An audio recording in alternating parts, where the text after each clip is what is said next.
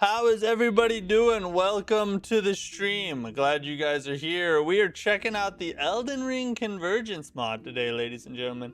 So, to just put all my cards on the table, this is actually my first modded Elden Ring experience ever. I've never played a Elden Ring mod before this. So, we're gonna jump in, try this one out.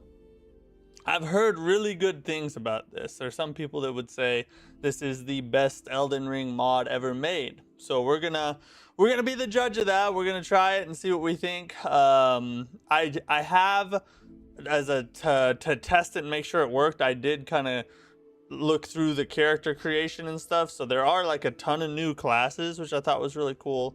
But I didn't play like any of the games, so that's all still gonna be fresh for us. Mela, what's up? How are you? Elizar Ramundo, how you doing? Glad you're here. Yeah, so we're gonna have a good time in the Elden Ring Convergence mod today, and then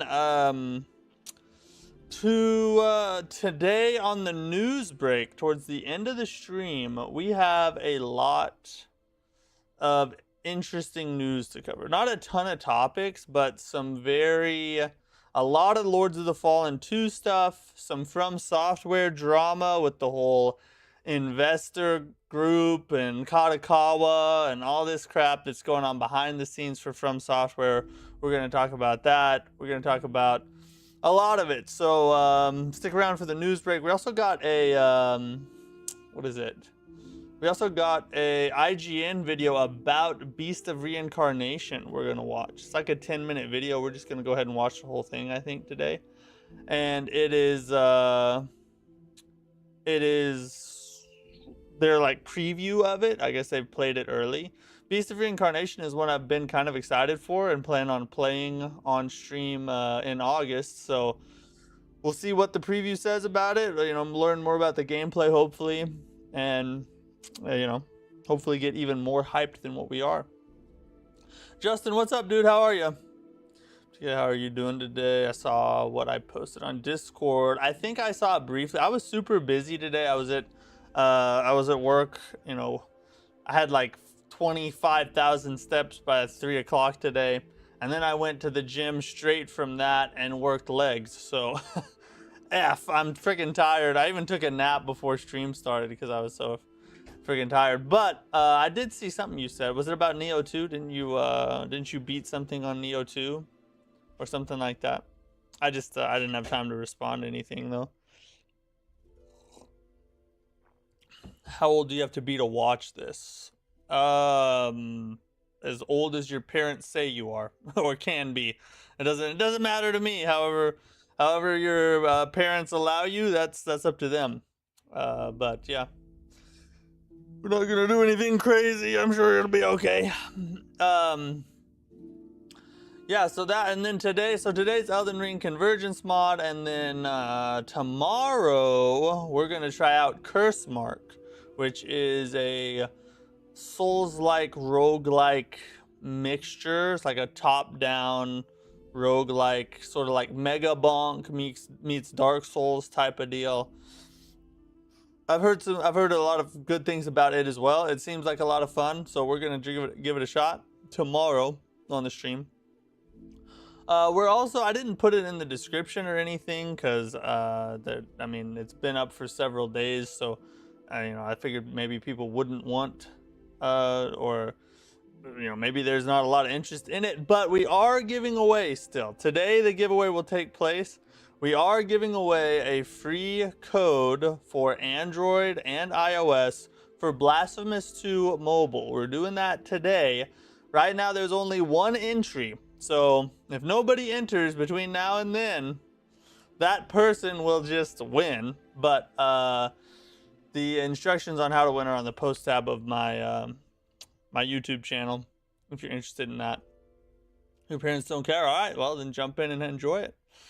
Have fun watching the stream then. So with all that said, let's go to work over here, boys. We got things to do.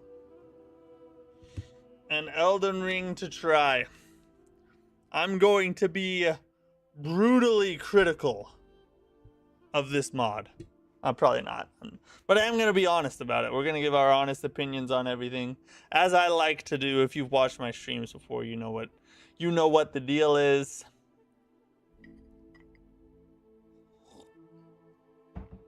All right.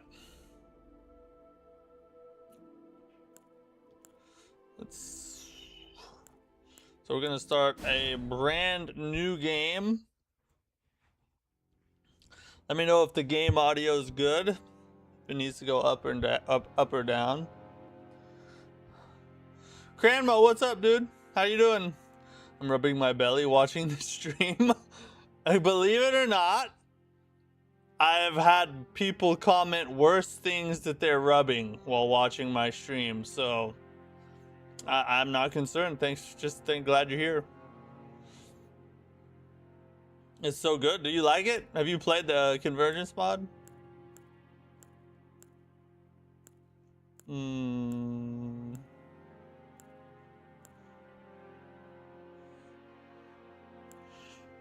This is the real choice right here.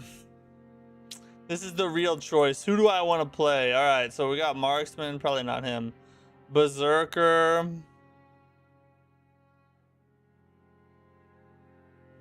Spider, what's up, dude? How are you? So Berserker's vigor. Oh, a lot of strength. That might have to be my bro. I might have to run Berserker. Dreadnought. Okay, that one. Okay, I see where you're coming from. Looks like same type of thing, just a little bit more endurance, I guess, and more health. You get a big hammer when you start out, though. Sellsword. Okay, so there's your dex build. Rogue. Archery. Associated watching the sixth guy playing Convergence these days. Have you seen a lot of people playing it these days? What's that? Let me see it. Oh my god. Why do you hate me? Look at... My wife made muffins tonight. Look at this. Do you see? It looks bigger on screen. Hold it next to your face. Do you see how small this is? God dang it. Well, you're not supposed to have dairy. So. But I want to have dairy, though. All right, well, thank you. That'll be a great bite. I need I need your plate. Hold on, let me stretch my forearm so I can lift it. God, it's so heavy.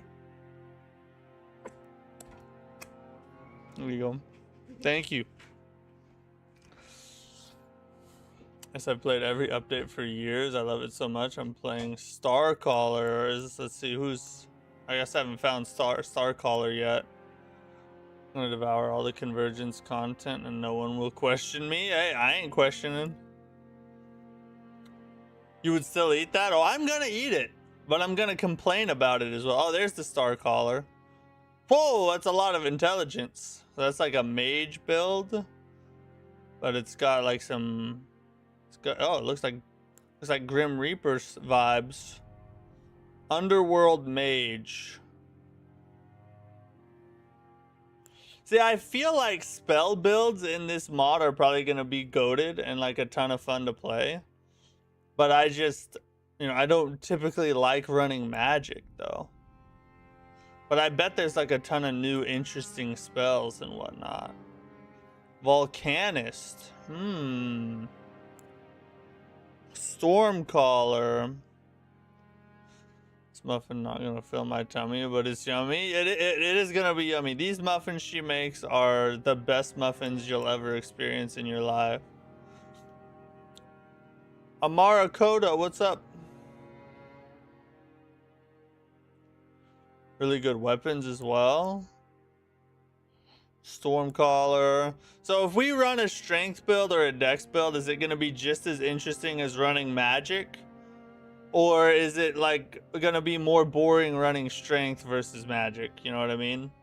Like we want the best experience possible here. Even though I don't typically run magic builds. Nox Oracle. Necromancer. Interesting. The Frenzy build is OP. Would that? Oh, no, not the Volcanist. A Frost Witch. Hybrid builds are more flashy.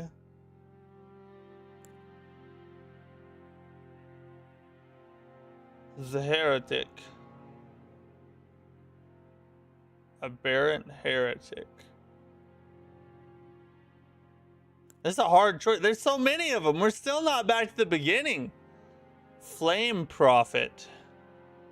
And they have cool names too. You don't know you like magic? Fundamentalist. Oh, this is just pure faith bonk, it looks like. Albeezy, what's up? How are you? Bestial Devout. Interesting. Interesting.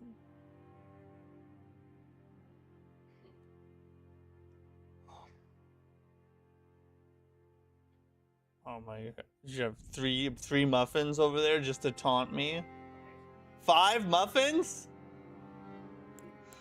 Oh, this is a beast build. Oh, this guy's got the claws. Okay, yeah, this guy's got the claws. Dragon Occultist. That dude looks sick. Another faith build. Bestial is also late game. All builds are OP and interesting, but some pop out in mid and late game, so don't play like Necromancer for the first time. Okay, we'll avoid Necromancer then. You don't play Caster at all in base game, but in Convergence, there's so many cool things. See, that's how I feel. I feel like, even though I don't typically play Caster, it's just judging by the aesthetic of the game, I feel like the spell classes are just going to be so interesting and fun. Frenzied Zealot. Oh, that was the one that you guys said was OP, right? So I'm thinking of starting a playthrough of this mod. What's up, Iron Keep? Thanks for dropping in on the stream. Yeah, this is my first time trying. I've never played this before. Never played an Elden Ring mod in my life. This is my first Elden Ring mod. Do Dragon? You think I should do Dragon? Blood. Servant of Rot. We're going to spend all stream choosing a class. There's too many options. Mystic. Perfumer. That's the dude who attacks you in malls and stuff. Prisoner. All right, we've finally made it back to the beginning. Oh no, we have not. Nope, no. Prisoner. Retainer. That's John Dark Souls there. Vanguard. Just like a balanced build, it seems like a quality build. Marksman. Okay, now we're back at the beginning. Now we're back. I think Gino used the Zealot. That's the freaking Frenzy build, wasn't it? I played an older version with a few friends role-playing D&D classes. It was fun. That does sound fun. Dreadnought, Stormcaller, Volcanist, Frenzy, Stormcaller, Vanguard are all really good. Ooh, okay. See, that Dreadnought looks sick. Like, that's the dude that I would usually pick as if I was just looking at the game for the first time. Volcanist, Frenzy, Stormcaller, Vanguard. Let's look at some of the. Okay, so you said Stormcaller. That does look pretty friggin' sick. I mean, I like looking like a Grim Reaper. Do Dragon or Frenzy? Let's look at Dragon, dude. Where's he at? Dragon Cultist. It's a full-on faith build, isn't it? It says Stone Monster Chest, souls above your head. It does! I forgot to change it. That's what we were playing last stream. Let me change that real fast. Thanks for pointing that out. I forgot to change it. Let's see. Elden Ring Convergence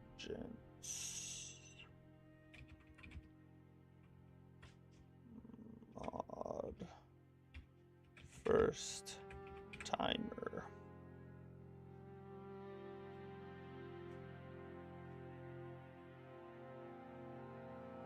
There we go. Fixed.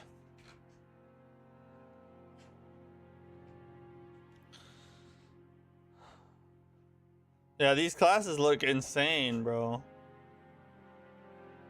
Dreadnought is sick. That's the Solaire build. Dragon Cultist is a new. I don't know much about that. Maybe something you wouldn't play otherwise. Yeah, let's do Dragon Cultist, because this is not a build or a class that I would usually pick. I think we'll be able to utilize some spells and some kind of interesting things that they've probably got in the mod. But it's also, you know, I think it has some similarities to what I would normally play. So let's go Dragon Occultist. We're gonna be a dude because it's a sausage party around here. Females can just go on. Okay, what we need a good name. I need name suggestions.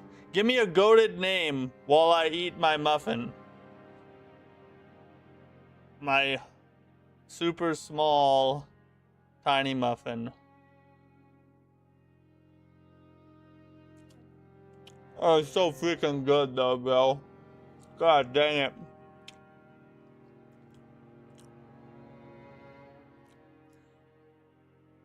I can build this W all game.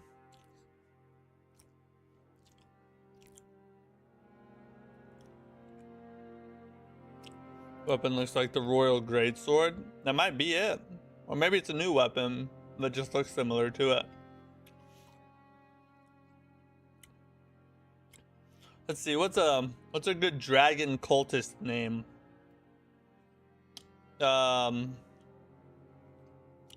Burp Cheeks? Burp Cheeks? Matt the Zap? Let's see. Guy with lightning. Those are all...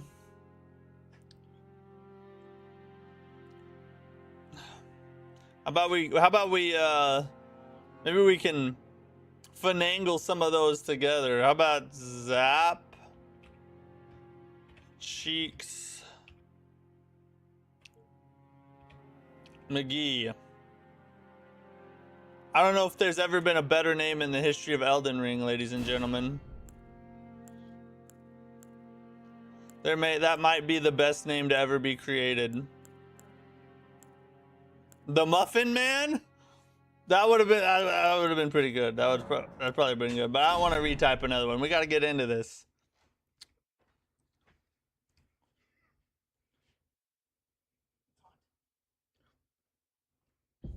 Finally, a muffin worth me, you know, worth a man of my stature.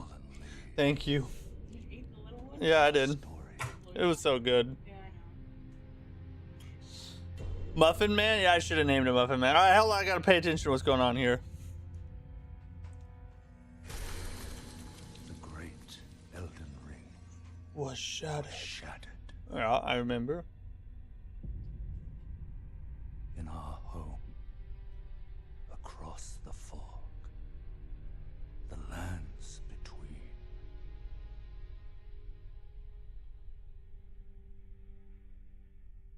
Okay, short but sweet. Oh wait, nope, there's more.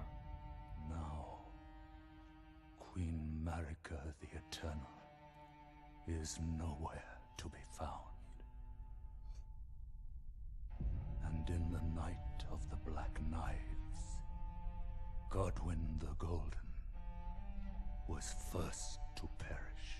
Bro, you got clapped by Black Knife assassins? You are cheeks at this game. Soon, Marika's offspring, demigods all, claimed the shards of the Elden Ring. Oh, it's just a normal intro? Oh, okay. I thought they were gonna... I thought that they would put something new in here. Oh, where the F are we?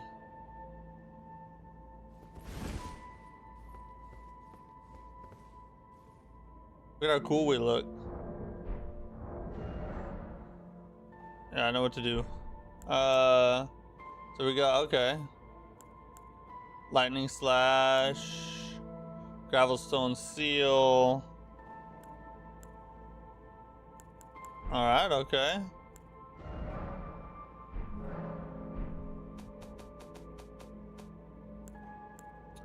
Lightning channel, electrify armament, honed bolt, lightning spear, electro charge. Let's go. You're gonna make me tear up again. We have returned to peak. True that.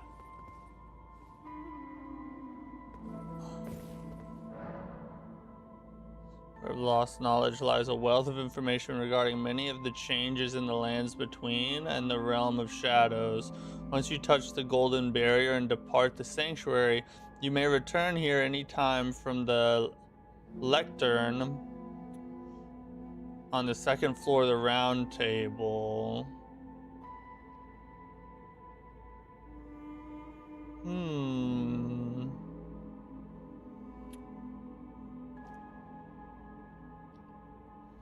Tanner Locke, thanks for the super chat.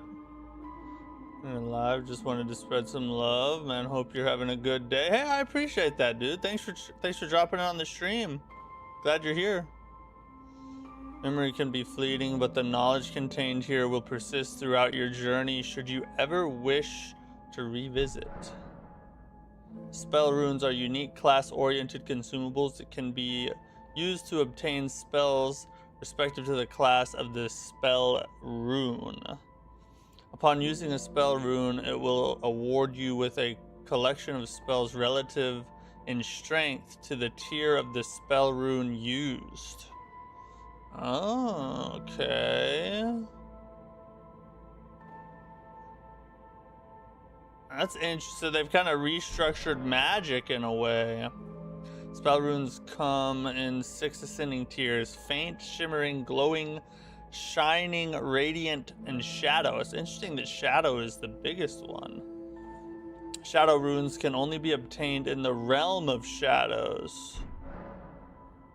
You can find faint runes and the locations of spell runes using the patch notes found near the starting location for each respective class. If desired, spell runes also fetch a hefty sum of runes when sold, but the spells will be lost forever. I guess I probably don't want to sell them then. I was right in the base game. Kind of sucks. I hope the modded version is dope. We'll find out. Totally new to Convergence. Yes, this is my first time playing any Elden Ring mod. I've never played an Elden Ring mod before, so we're trying this out for the first time. All armor provides passive bonuses while worn, such as stat and damage increases. Certain armors will provide additional abilities that can be activated in various ways, or using consumables while armor is equipped. These armor abilities always come with preconditions that will have to be met in advance. If not met, the armor abilities will not function. These preconditions and ability details can be found in the extended item descriptions of the armor pieces.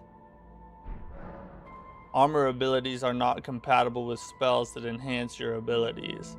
If you have any spell enchantments active and attempt to activate an armor ability, all spell enchantments will be removed. If you have any armor abilities active and attempt to cast a spell enchantment, all armor abilities will be removed.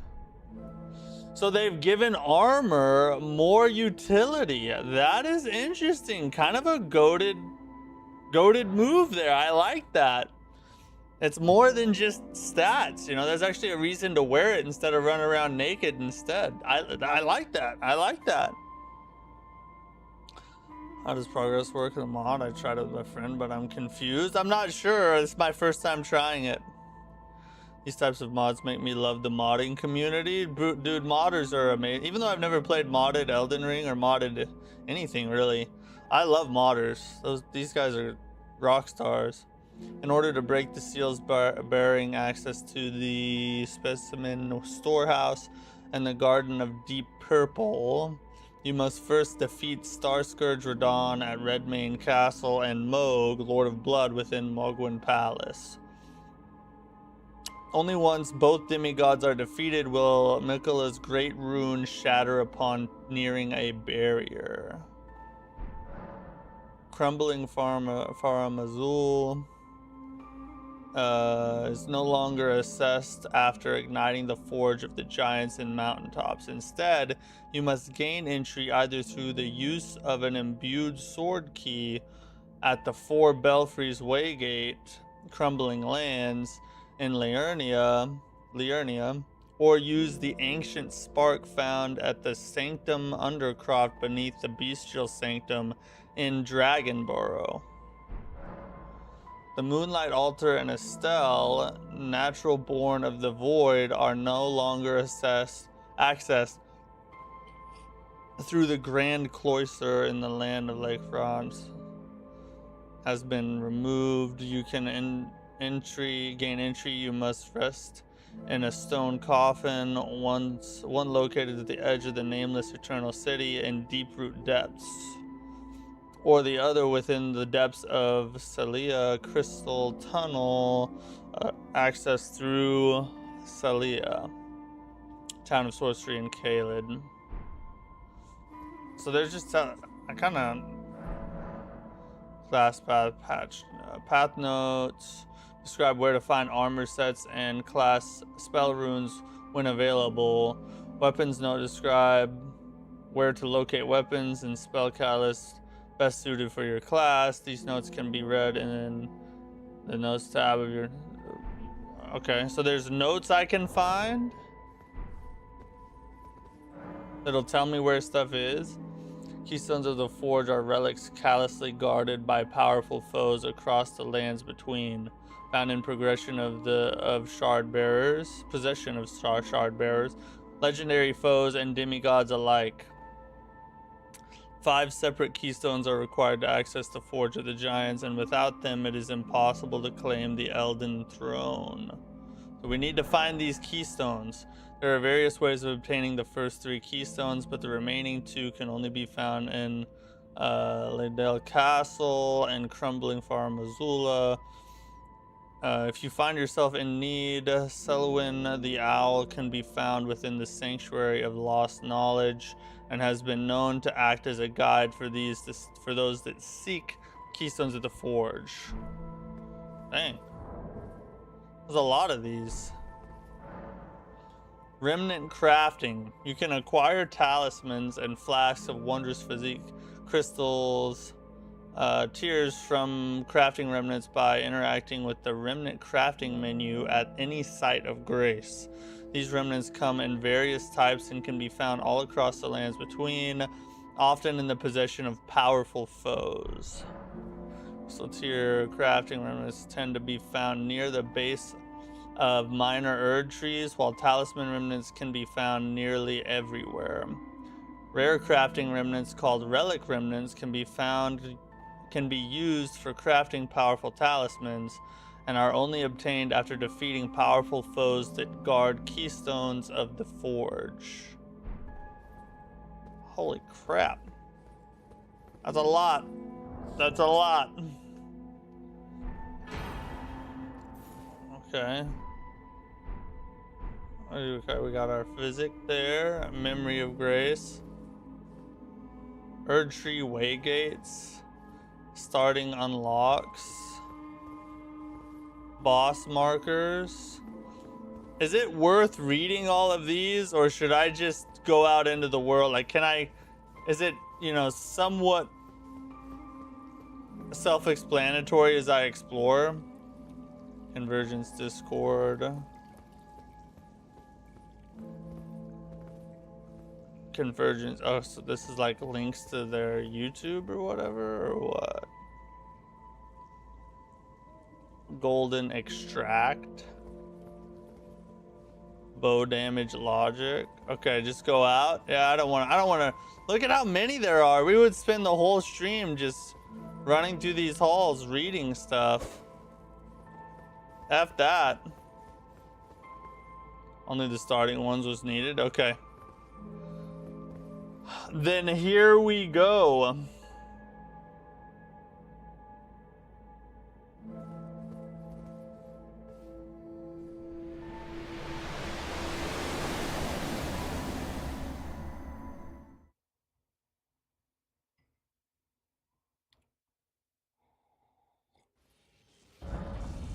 Horseback riding.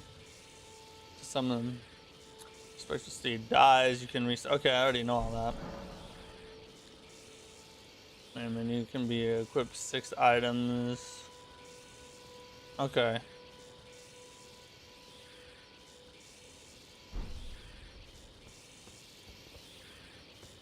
Yeah, okay, I got you. Gravelstone seal. Don't we already have that? Now we have 2 of them. Path of the Dragon Cultist. Are we gonna be hit here? Weapons for the Dragon Cultist. Faint Rune of Lightning. Muffin Knight. Let's go. Muffin Knight attack. All right. Okay. Hold up. So we need to see what. Let's see what our notes that we just picked up say.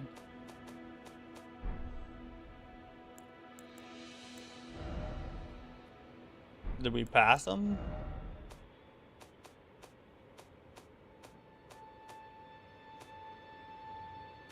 Sorceries, tools. There they are.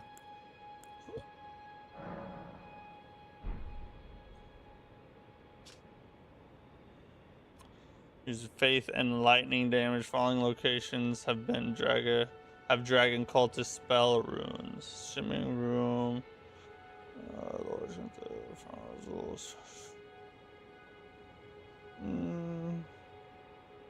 For your build and its progress. Okay, so I do need to pay attention to these. So these are notable armor sets for the cultists are found on the Invisible Scarab in Lindell. Draconic Tree Set on Farm Azula. Drops from Death Knight Lenny at Deeproot Depths. Given by the Dragon Communion Priestess through her quest. Blah, blah, blah. Blade of the Prince. Altus Plateau near Rampart Side Path. The Fourth Church of America, Lindell, found after defeating Sierra. Found after defeating Draconic Tree. Okay, so you can get a lot. Ooh, the Dragon Great Claw. I feel like we need to grab that one. Purchased after defeating Plastisax. Okay. Well, we kind of have a heading. Most of your spells are late game. Okay. Let's figure out where the F we need to go real fast. Hold up.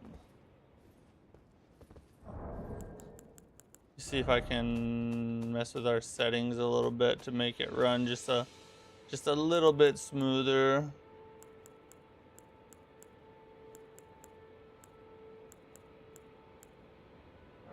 Probably put it on medium. That might help a little.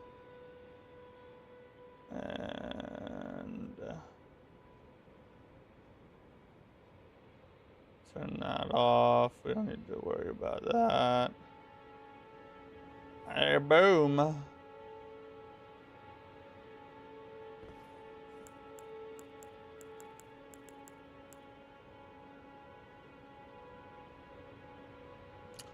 Chip and Kells, what's up? How are you? On-screen chat is broke. Oh yeah. Hold on, I'll fix it.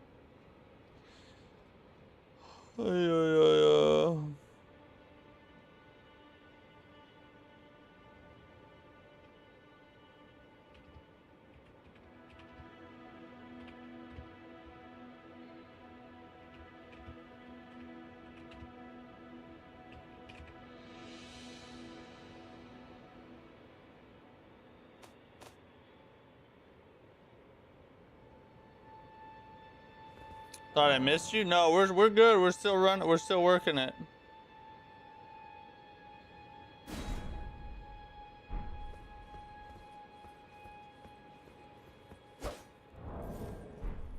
We are still running it.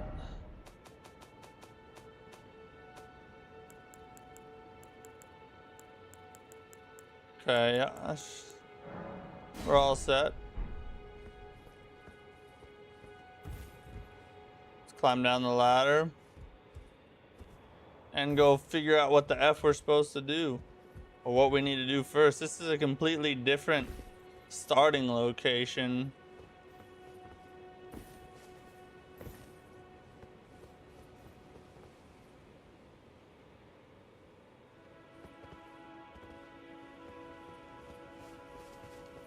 Perhaps we just take on this first little starting camp right here.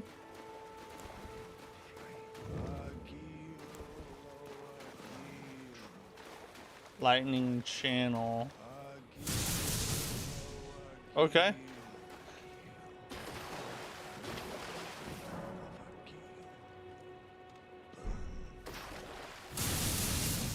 Why did it not work? Finally.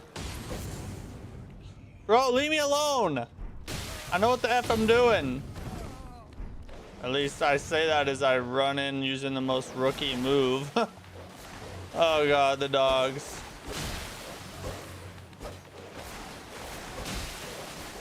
I'm just gonna kill him through this wall. Oh, there he is.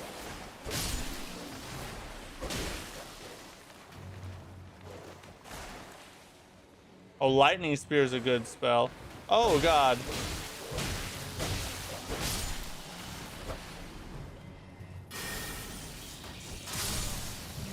Oh yeah, baby. And those are freaking fun. Let's hit up lightning spear just because I like it. You slut, come here. Herba. Herba.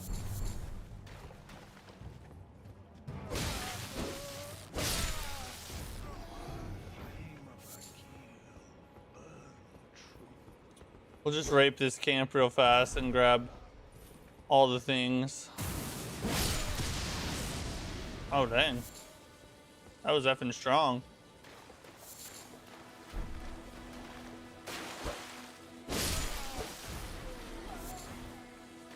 Go the main boss of the region like Godfrey, and then you'll get a map that will give you all the info you need of the region. Okay. So we need to head towards the first main boss. God dang it. That's annoying.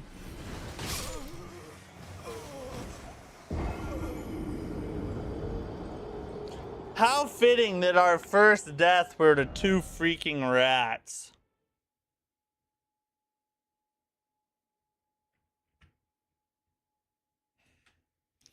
That's how you know you're playing Elden Ring.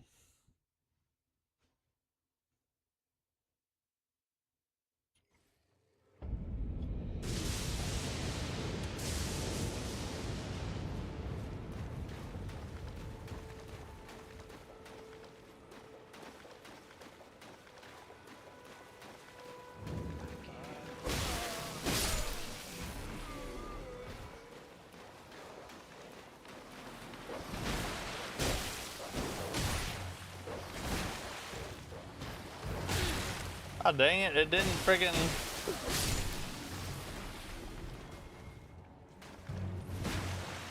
I just need to go get my souls back real fast. There's two dogs down here though. I gotta be careful. I can't just run in there too fast. As these puppies will destroy you if you let them. Where's the other dog?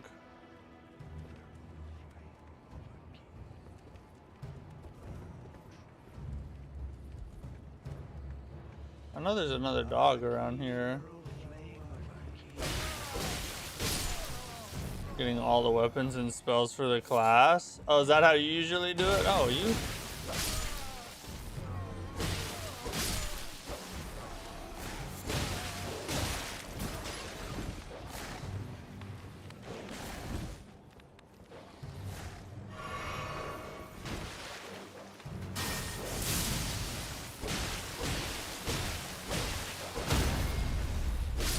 Sit down, puppy.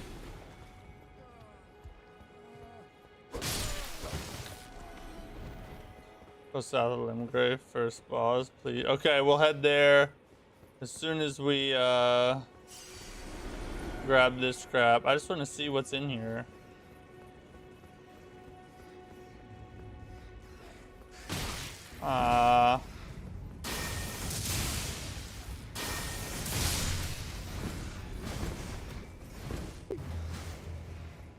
Let me out of the door.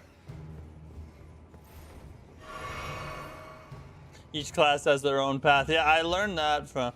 I read those notes, apparently, and I have the 2 notes for the lightning weapons and the lightning spells and stuff. All right, there's probably a dragon that drops over there. I'm guessing. You said go south first. So down here.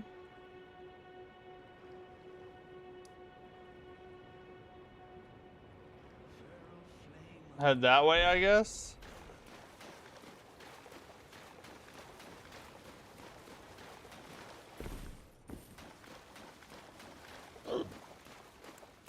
Do I have the whistle already?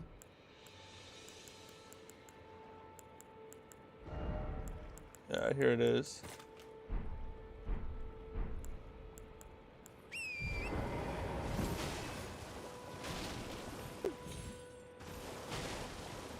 Weeping Peninsula. Okay, let's go down there.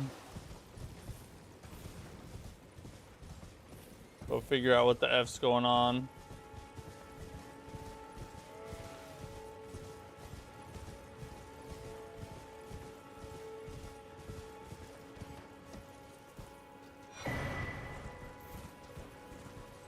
Ooh.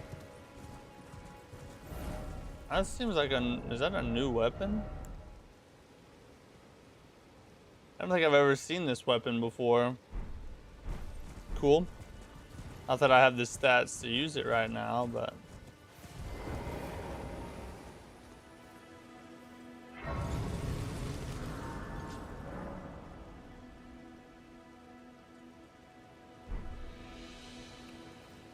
Get our heals back real fast.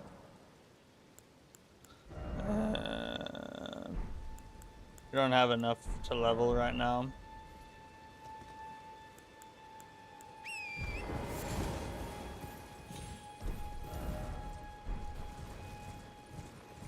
Alright, this Grace, yeah, so the Grace is pointing us down here as well.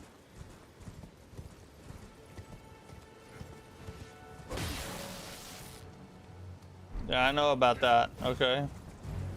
Not gonna have to play around with that. We're going down here. Did I just auto loot that flower by riding over it?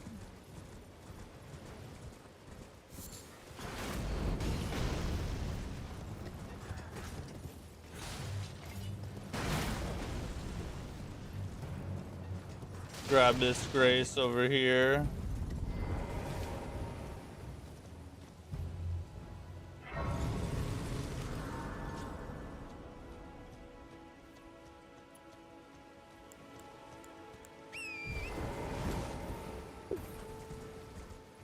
What's the Convergence mod? It's basically a full Elden Ring overhaul.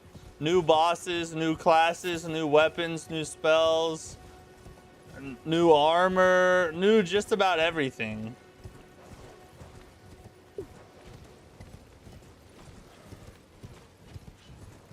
Okay, so let's head to the castle over here.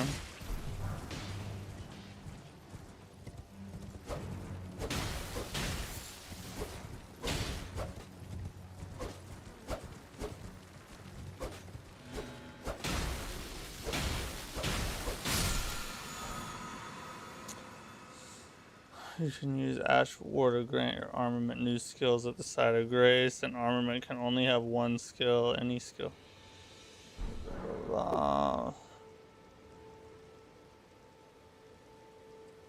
You can alter an armament's attack affinity, boost attribute scaling, and more. An armament's type determines what affinity it can have. Some special armaments Like those with unique skills cannot be granted new affinities. Got you. Almighty shot? F that. We don't need that. I should put a mod menu on Elden Ring. Bro, From Software just needs to pick up these devs and sell this as an official expansion. It's so in-depth and well put together. Why would they not? For PlayStation and Xbox?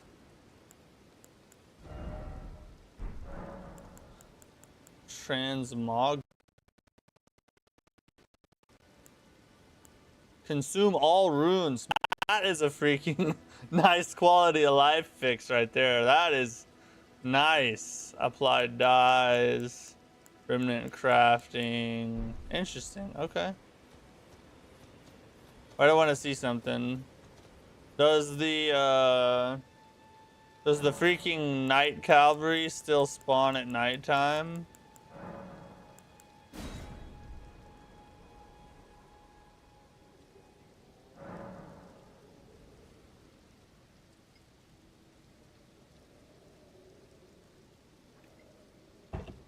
I hear something. Yep. I am all set. We'll talk to him in a minute. Oh, sweet.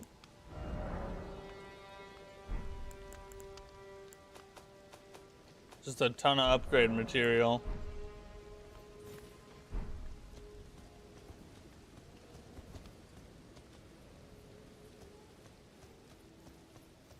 Hey, slut.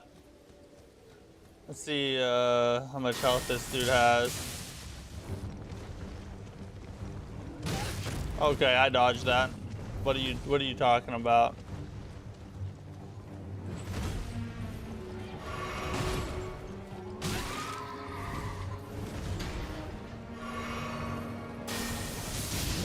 Okay, he does not like spells.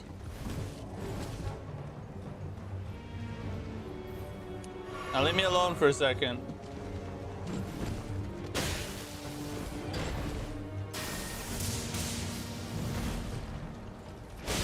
God dang it.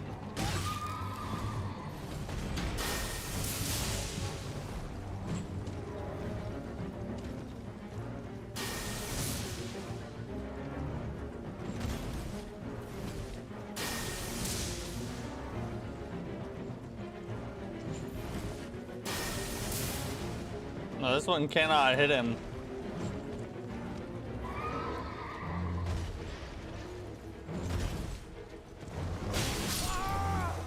Yep. We don't have a lot of tracking on that lightning spell, but it's fun to use.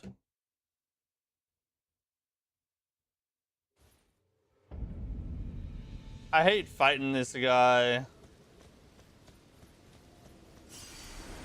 early to mid game, or just early game, just because he does quite a bit of damage starting out. See what other, we need to test out our other spells while we're doing this. Horned bolt, let's do it. Oh, Black Flag remake leak is seen as false, but seeing a leak of Edward Kenny with flaming weapons, honestly that would make me so sad. I don't know much about it. I've never played the game, so I just wanted to see what, hold on, I gotta see what this spell does. Okay, that didn't do much. Let's see what this one does. Because I never play caster builds, I don't really know much about them either. A lightning spear is our best one.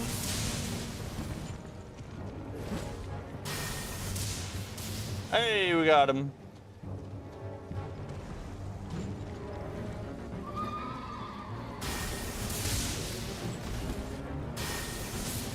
You whore.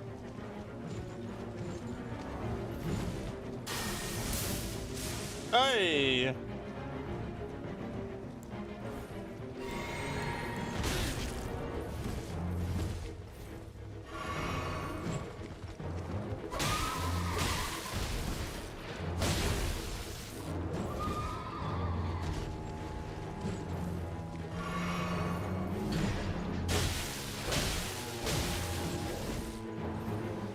Oh, I pressed the wrong button.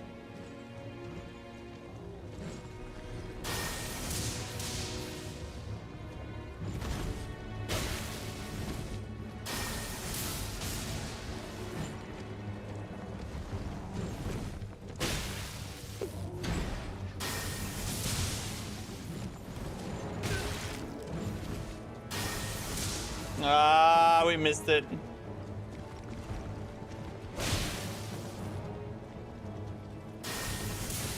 Stop riding sideways.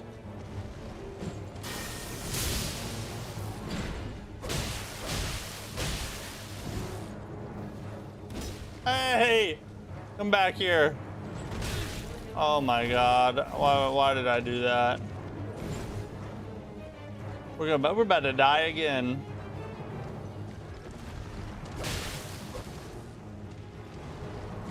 We can get him to fall off his dang horse.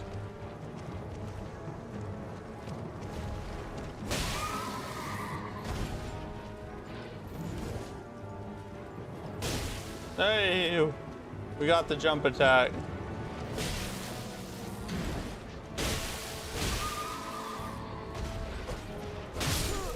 God dang it.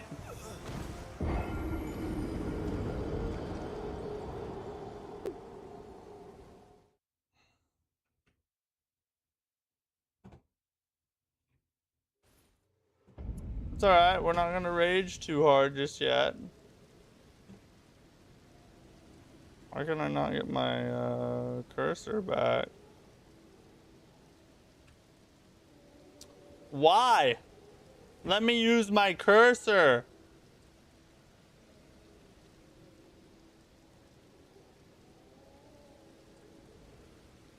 Oh well, we'll count to death later.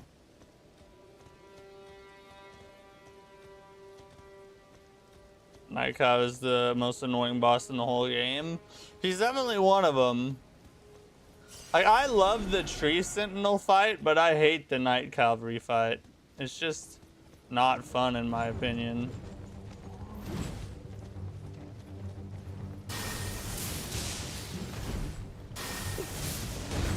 How? How did that miss? How?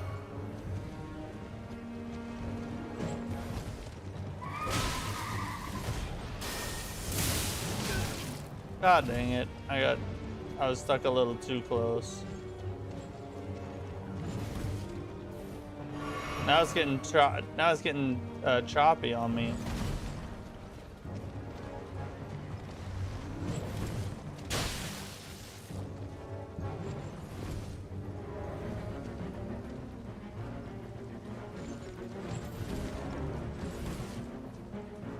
Stay still for like 2 seconds, bro.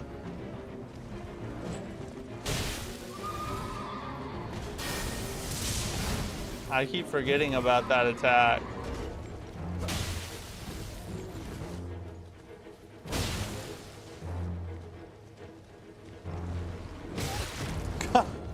I swear I feel like I'm hitting that timing just right.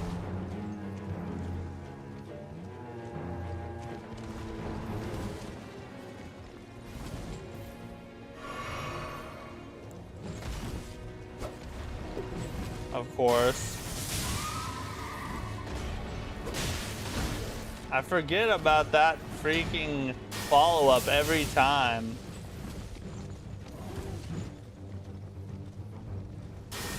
Right towards me.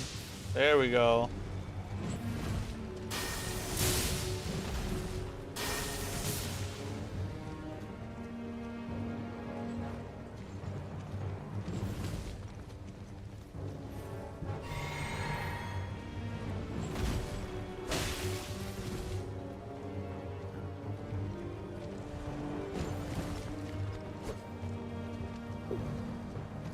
Can we just chill for a second? You slut, bro. Just stay still.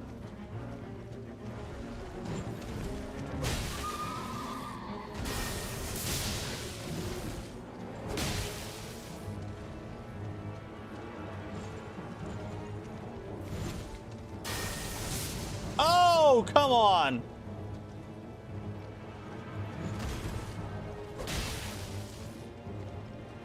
We can knock him off his little horsey. That'd be nice. Just chase him around here. Hey! He's chilling. He was chilling right there. How did I not hit him?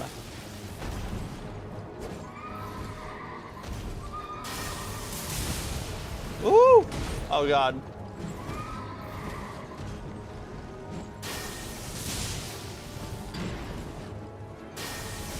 Stay still. I got one more lightning bolt right on him. Beautiful.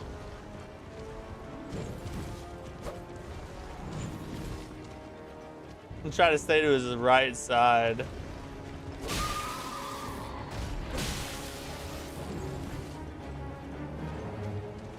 Because most of his attacks are on his left.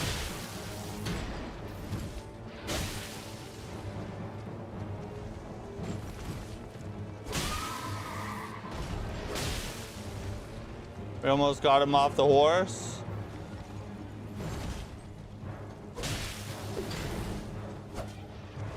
Get him!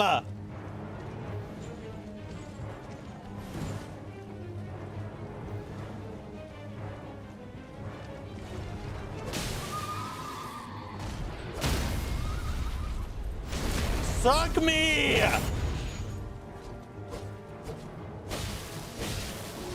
Oh no! Oh, I was trying to just go for it all at the end. All that work wasted because I got too greedy at the very end, bro. That's some crazy work. That's some crazy work, bro. Hiya! Bleed, frost, or poison would have done it. Did it? Probably. It's alright, we got it this time. We just gotta stay to his right side mostly.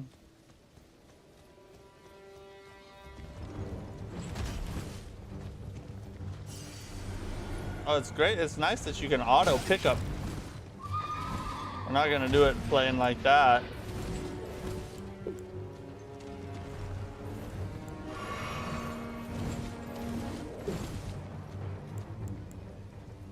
Oh, we could have used our physic too.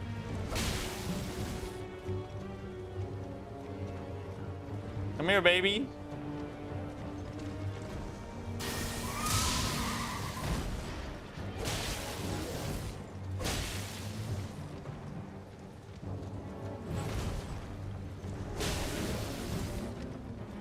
Stay to the right. Just stay to the right.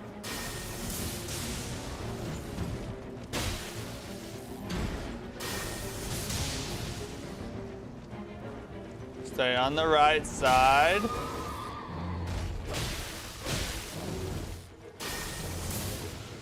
I freaking hate that, bro. When he's right in front of you and they don't give you the hit, that should be an auto hit, bro. Oh, I don't know why I didn't roll there. It's a good thing he missed. It did it again.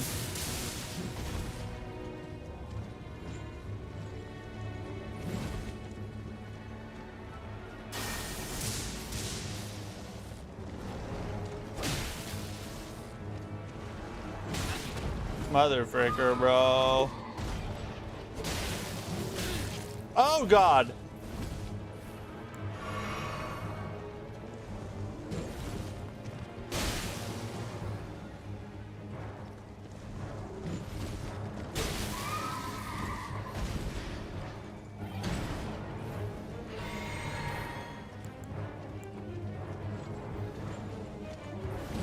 Stay on the right. Stay on the right.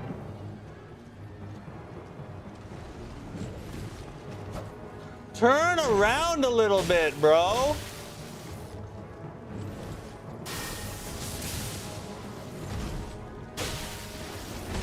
No way. There's no actual way that happened.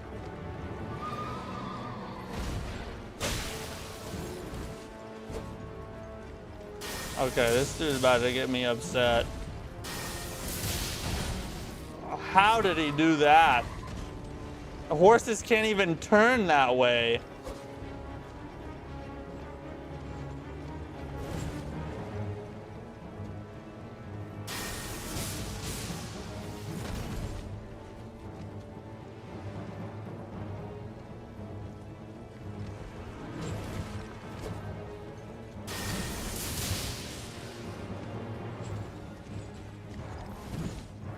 Okay.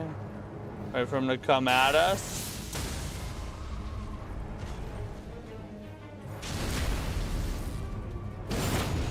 Don't get... Suck it! Suck it!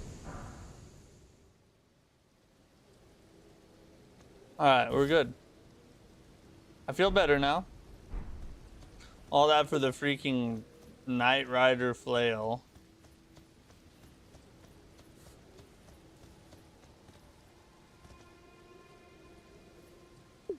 What's up, Canio?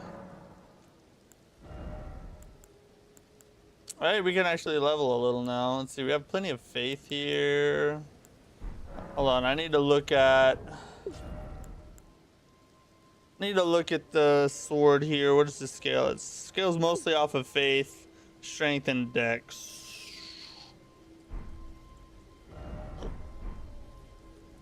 Should we go strength faith or dex faith? What do you guys think? What should we start moving towards?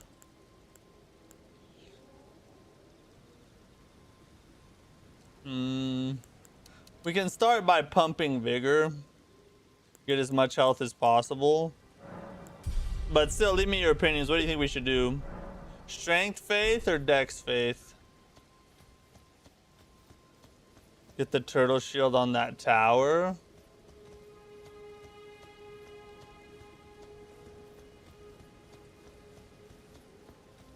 I'm talking about over here. Health first? Yeah, we'll do health first, but we still gotta move towards somewhere. Easy Goat, what's up, bro? How are you? Some impressive drip. Thank you, thank you. Oh, you meant in the game. Oh, okay, I thought you liked my black shirt. You think strength? I'm partial to go to strength. I'll tell you that right now. That's my favorite. The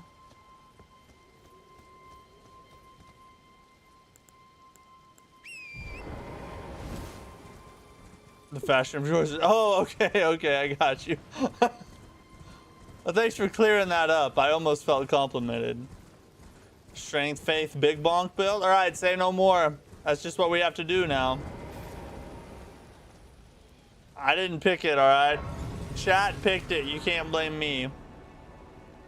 I just approved of it. Oh, just a flash charge real fast. Oh, this is different. This is not the same. Warrior of God. Yeah, that's what we should have named. We should have named our character Warrior of God.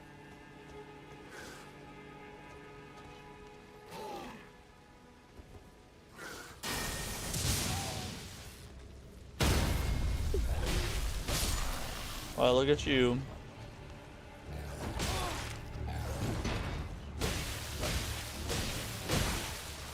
Oh, they can poise through that. See, I'm used to strength builds where little enemies like that can't poise through anything.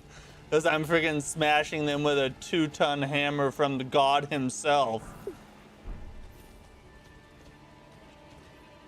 You can't watch, so you listen in? Why can't you watch?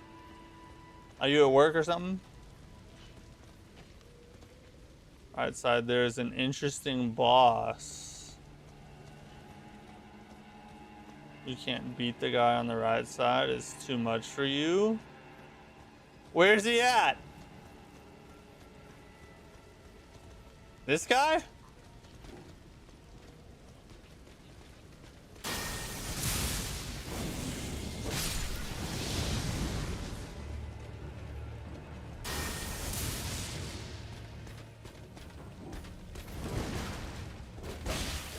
Oh, you don't get no.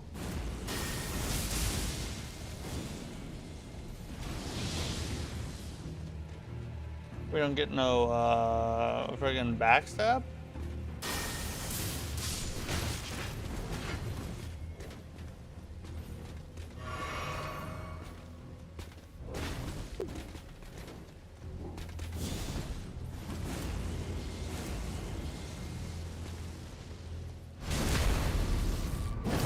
What an idiot, bro.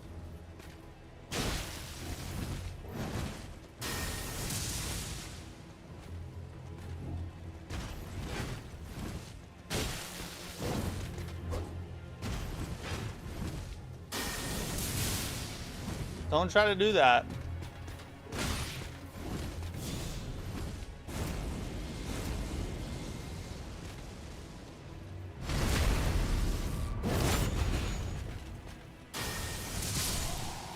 Loser!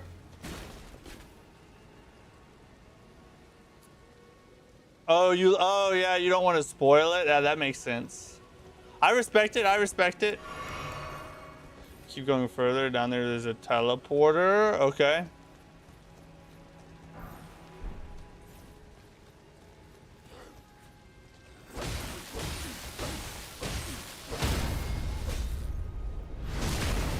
Just get ganked by my freaking stun lock, dude.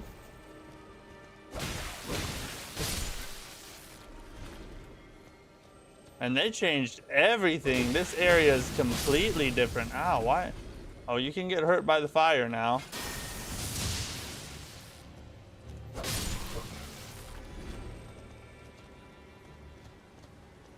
You're not ready for the real deal? Let's find out. I've been told that before. And every time someone says that, they're correct. Toxic streamer, why?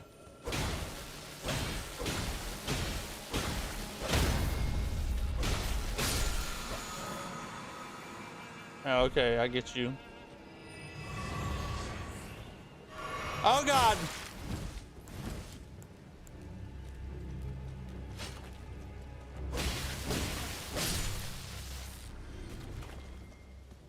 Suck it.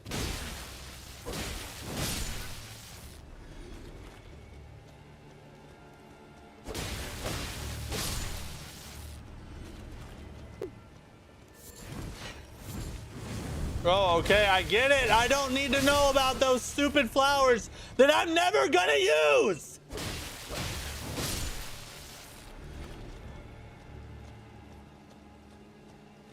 I don't like that you can now get hurt by fire. Ah, I want the item though. I did not do that. He wasn't listening, you're lying. It sounds like you. Not listening and lying. Perfect representation.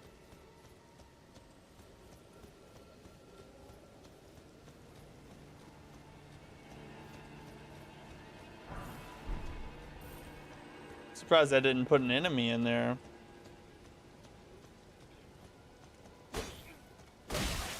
Oh, the weapon bounce. We love the weapon bounce.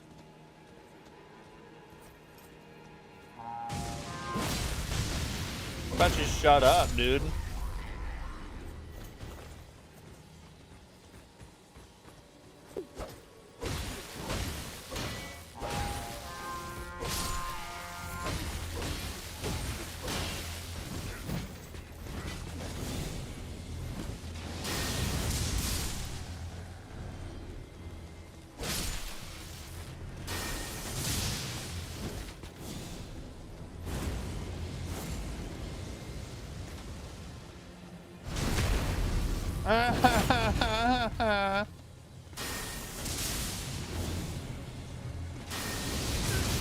Ow.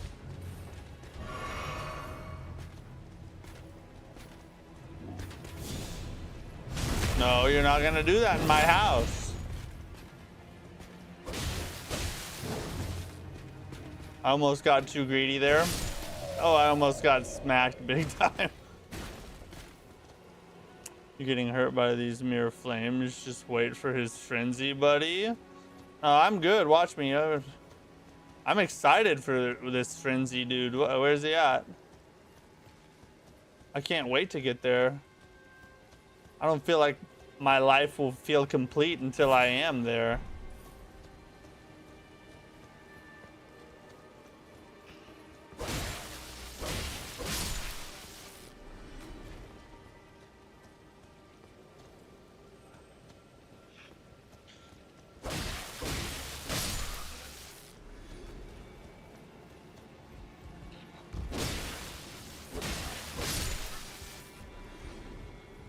Dude's just chilling over there in the corner, walking into the wall.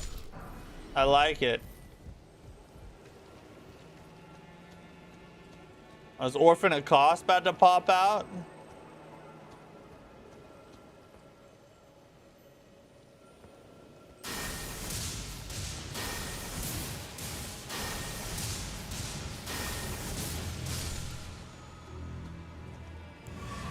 Thank you.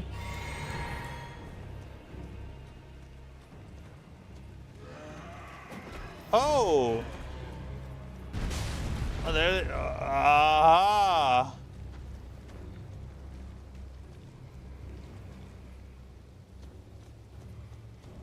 Chill there for a second, dude.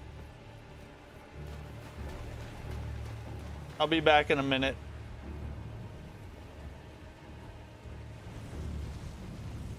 Get ready to spread your cheeks when I return. Why is our...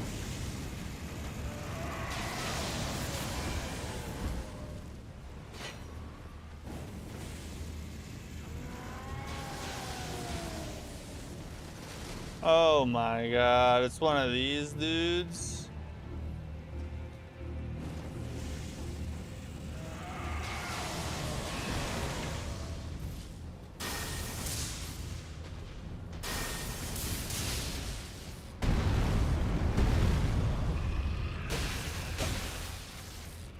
Holy crap. Oh, okay, he's got friends.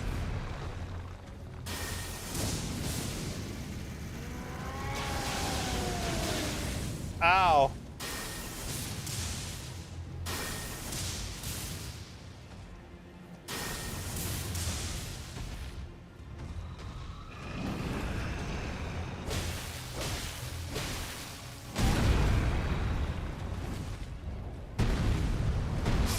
Oh. God, I was trying to unlock. That death shouldn't even really count, honestly. If we're being honest, that death probably shouldn't even count. But I'll count it for now. But it'll probably come off after the league office reviews it the day after. Yeah, I'm pretty sure.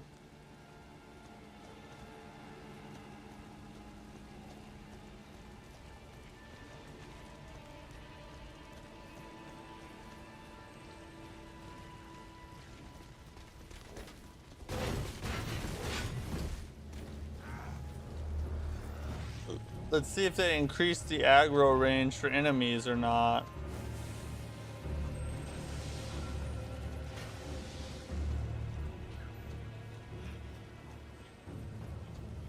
That ain't the way.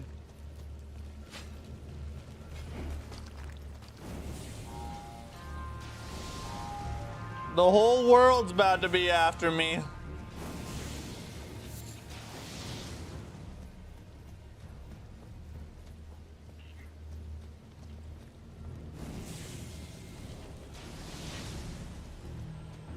I'll grab that real fast.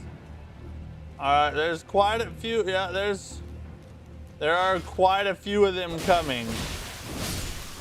That sounded kind of dirty, didn't it?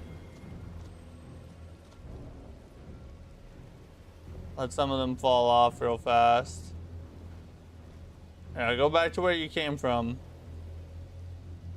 I got work to do on this giant dude.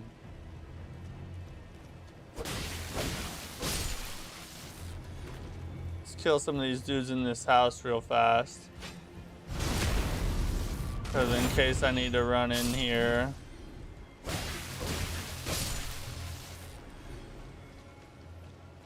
This house over here had a dude that annoyed me.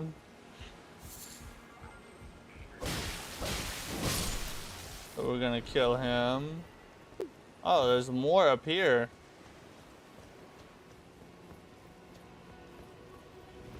Not dirty at all. Oh, the freaking eye.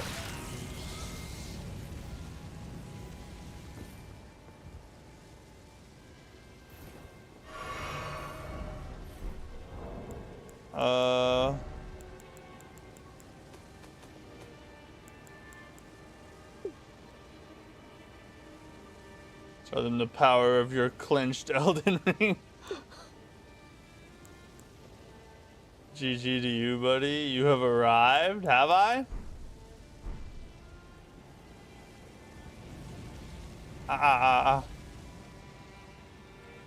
Here we go.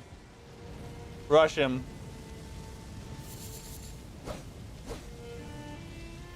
Oh. Okay. I thought that was the boss. What the F?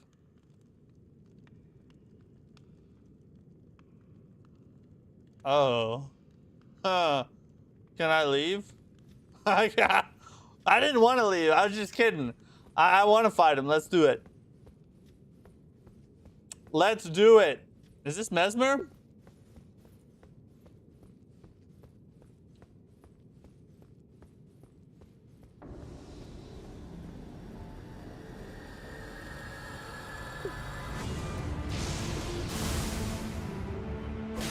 Oh, that's not too bad.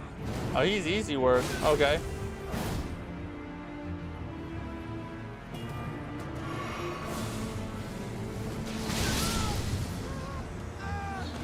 Oh! Oh! Oh! Okay. So don't be there when that happens. This mod has been a blast to play through. True sleep build is the only way to go. Is it really? Wait, what the?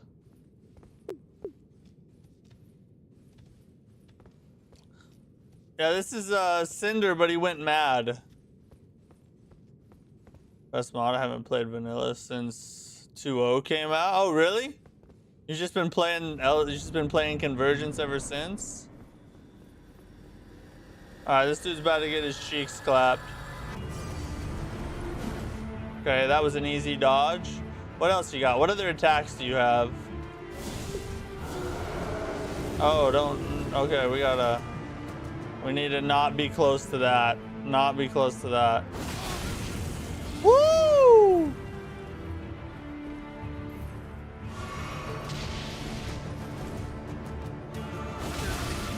Oh, that's a fast attack.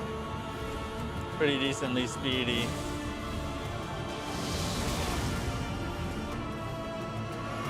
See how he likes one of these. Okay, he rolls.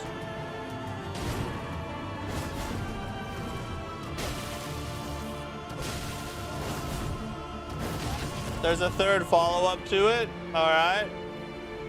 This is perfect. I've dreamt about this my entire life. I'm enjoying it a lot. How about you suck on mine? That's what she said. I mean, he said it, I think. All right. Oh, this is easy work. Suck on my spear. Yeah, get lightning speared, whore. Roll. Get lightning speared again.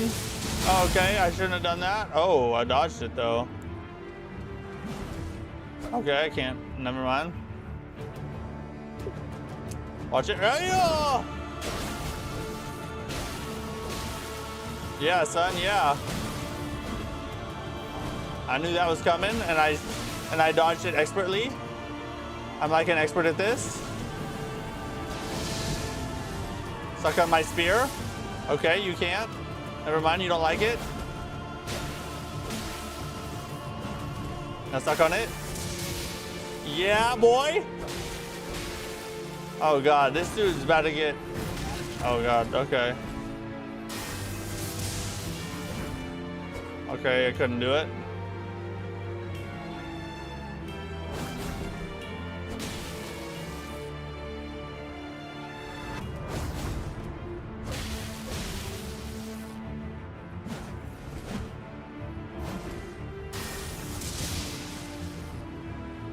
Got another lightning spear for you.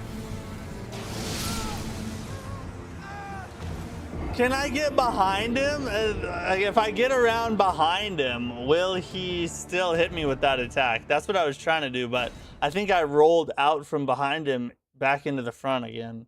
I don't know. We'll find out. Yeah, he's basically Midra, but with a bigger sword and more mobility. Hey, see you, Tyrant King. Thanks for checking in, bud.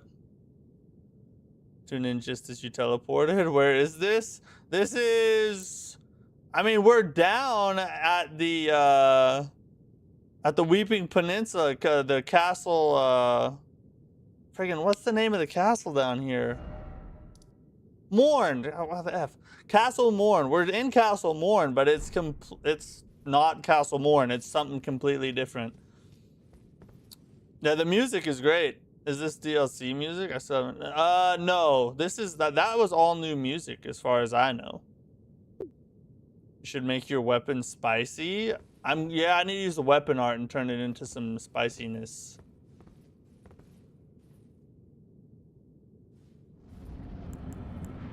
Here we go again.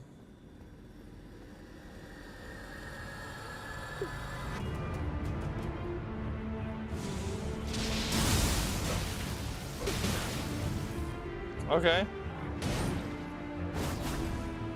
You got another thing coming if you think some friggin' gymnastics is gonna be able to beat me, buddy.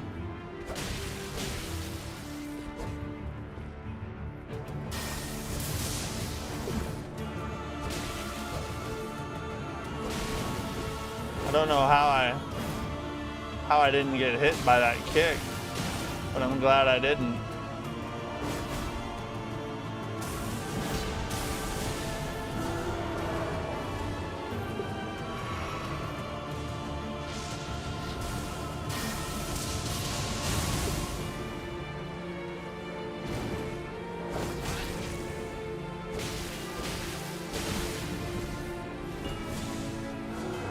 Ooh.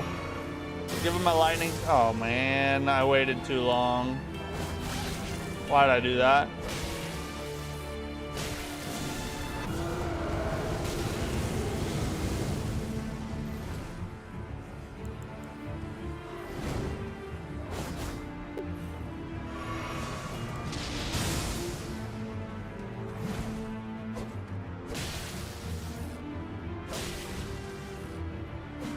You're lucky I can't backstab you, bro.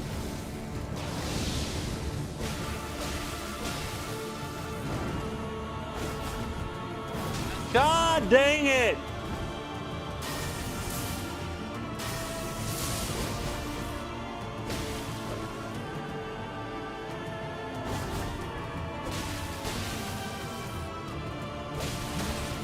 I knew he was gonna do that.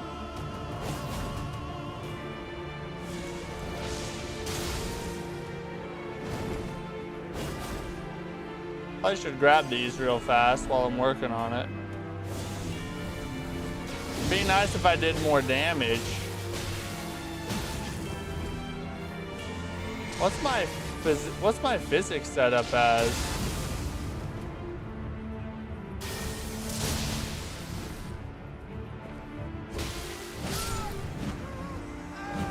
I don't. That was weird because like I guess I need to check. I need to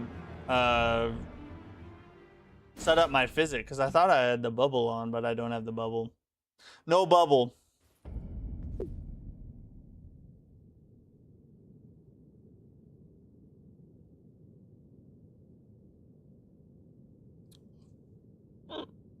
Originally played the 2.0 release, thought those changes were insane. To see what they have done in 2.0 is out of the park. Yeah, I am so far. Obviously, this is my first time trying it. We're like an hour-ish into this, but so far I am beyond impressed. This feels like Elden Ring, but just more Elden Ring, like bigger, better Elden Ring. I'm blown away right now. This is insane. And the starting class, like the amount of classes I could pick from are crazy. And what's interesting about the Convergence mod is that the starting classes actually matter a little bit because you get decent starting equipment and are kind of set further into the build than you are in the base game. So it makes the starting classes actually mean something, and I like that. I do enjoy picking a class and then having that actually help me towards a specific build instead of just picking a class and then you can do whatever afterwards, which you still can in the mod, but it's just you have a further head start in a certain direction, and I think that's how it should be. Yeah, it did. He's very Soul Ascender like in his flipping rollage. Oh, okay, minor Erd trees, okay. Hopefully this dude doesn't have a second phase.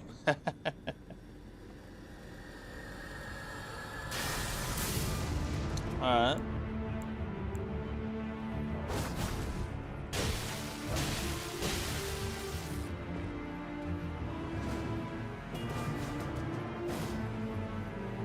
How many are there? Oh, that's probably, yeah, that's a decent amount. I should worry about picking that up. Ah, dang it.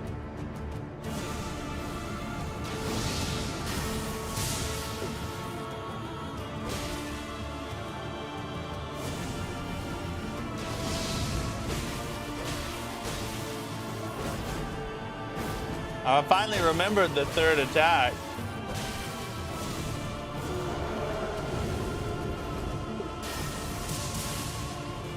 Haha. Couldn't roll. Oh, I did not think he could reach me.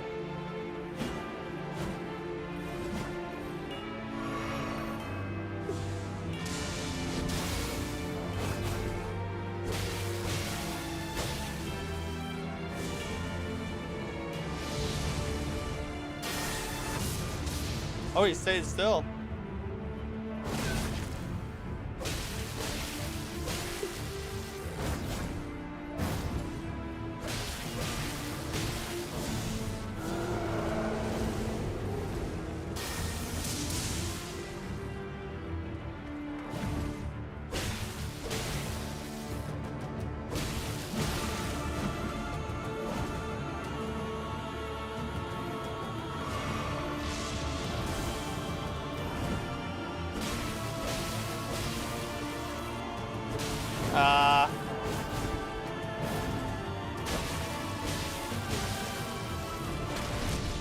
All right, he's doing a new thing. He's doing a new thing.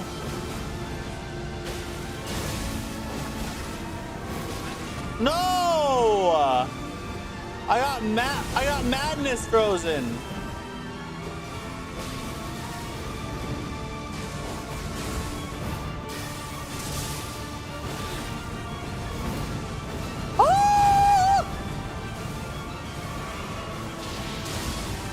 That was new.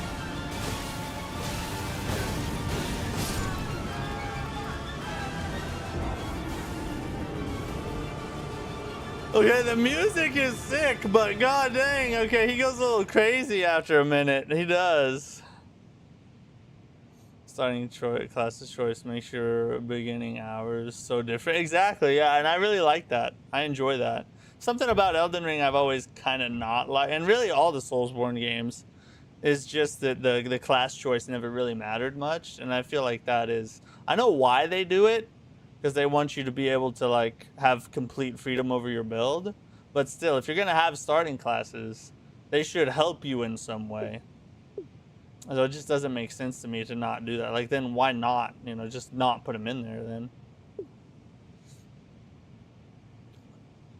Yeah, his attack pattern got pretty crazy there. That's not his final form? Yeah, it is. Don't lie.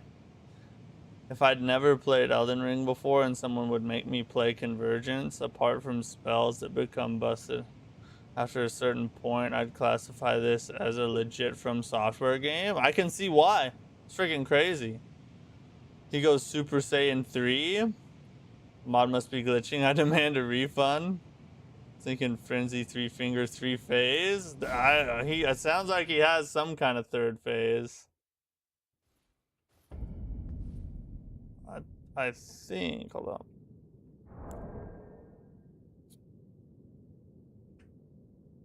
go.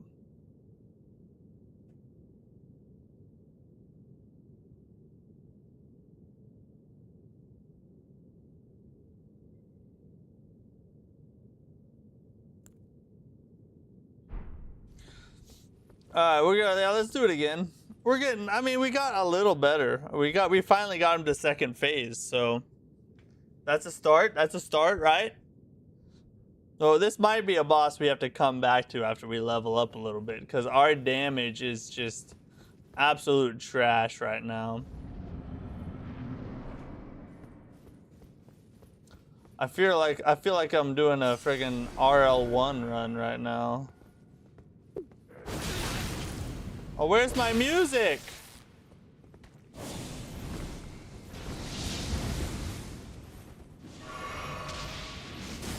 I want the music.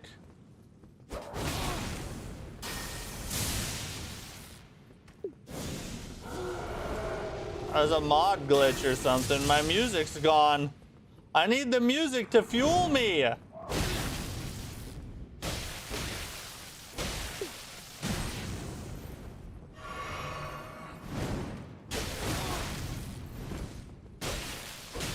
See how much worse I perform?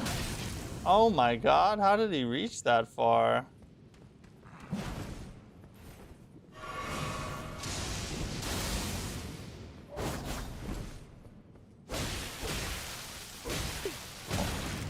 That attack always gets me. Like I see it, but it comes faster than I'm expecting it to come.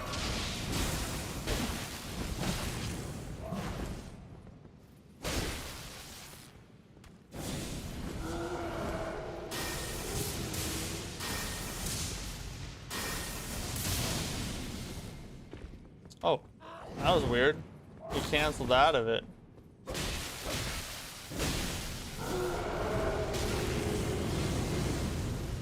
Well, that sucks.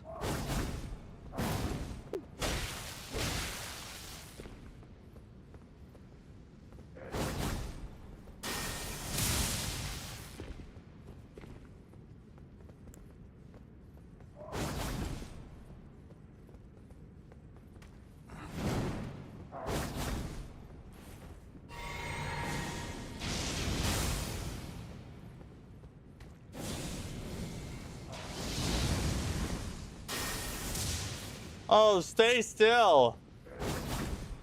I'm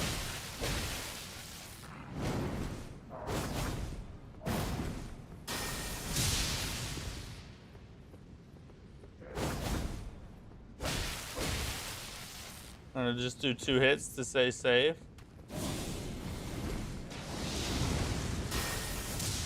Oh, come here, whore.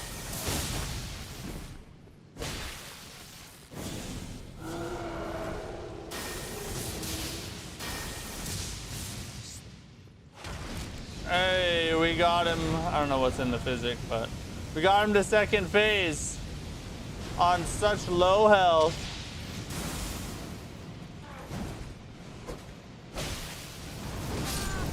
Oh, that was a new attack. Oh, look at him go. That's quite a bit. That's quite a few attacks. That was quite a few.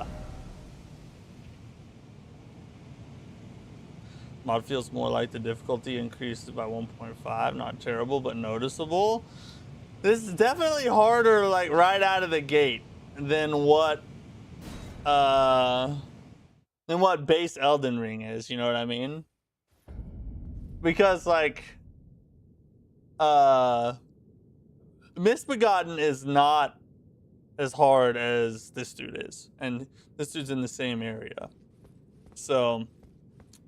Yeah. I don't know, it's kind of addicting. I'm enjoying fighting him, but I know we're like way under leveled. And I want to explore more of the mod, or else I'd probably just stay here and grind him. That also sounds pretty dirty, doesn't it? And I'm just on a roll right now. Why? Why can I not dodge anything?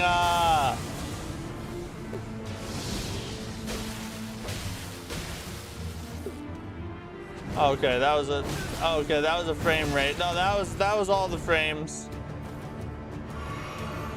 Or actually none of them.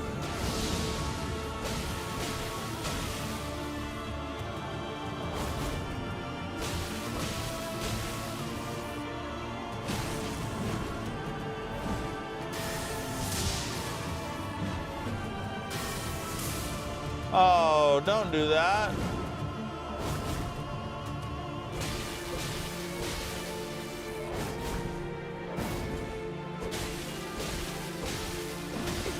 Oh, that attack is undodgeable, I swear. It's a scripted hit. No, no, no. That's not a thing that happens.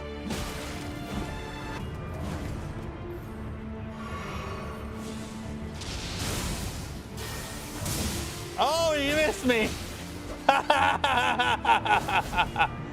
Suck it. Okay.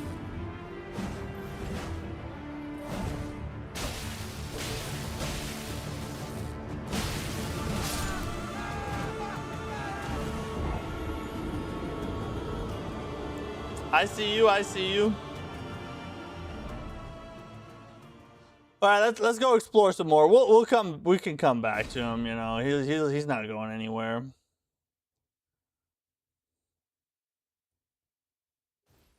Two more bosses. We lost all the runes though. Okay, yeah. So go left. Okay, let's go left now.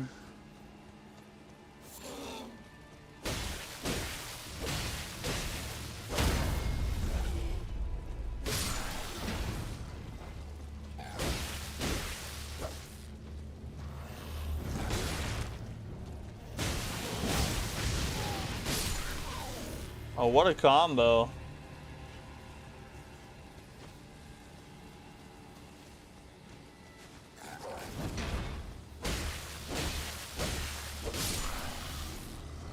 Oh, our frame rate's starting to dip pretty bad right now.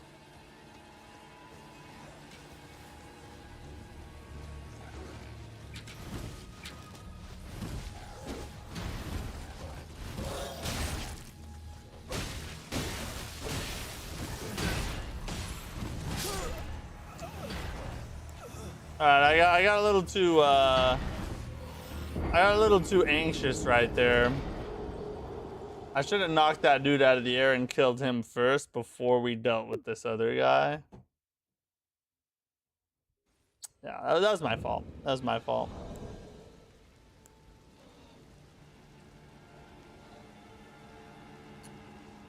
Depraved Chasm, he'll always be there for you. We don't mention the Depraved Chasm, okay? That's an insta ban if you say Depraved Chasm on one of my streams. He's right behind you right now. Oh my god, dude.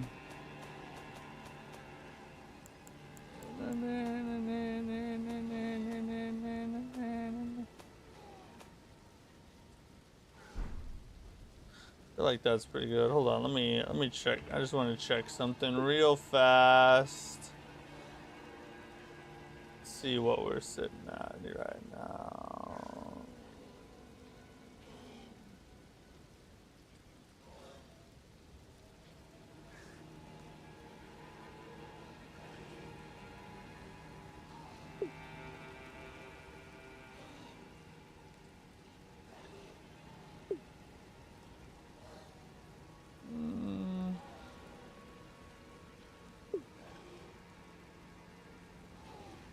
Little Joe Red, what's up, dude? How are you?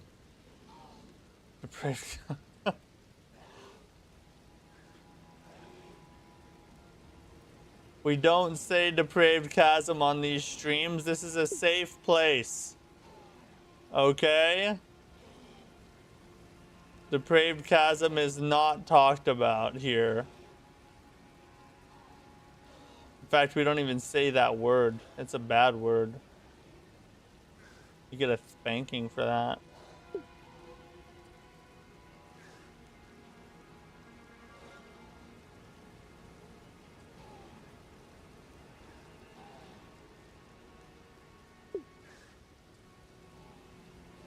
Chilling like a villain, good to hear it. We're checking out some Elden Ring Convergence mods. So far, it's better than I could have dreamed. Are you buying GTA 6? No, I don't give an F about GTA.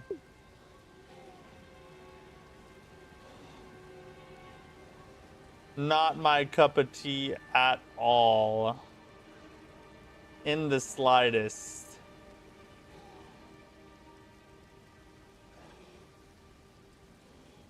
Not my cup of tea. It's doing a challenge run of Demon Souls remake on Pure Black World Tendency. No, I'm not. We're done. We ended that. It's over.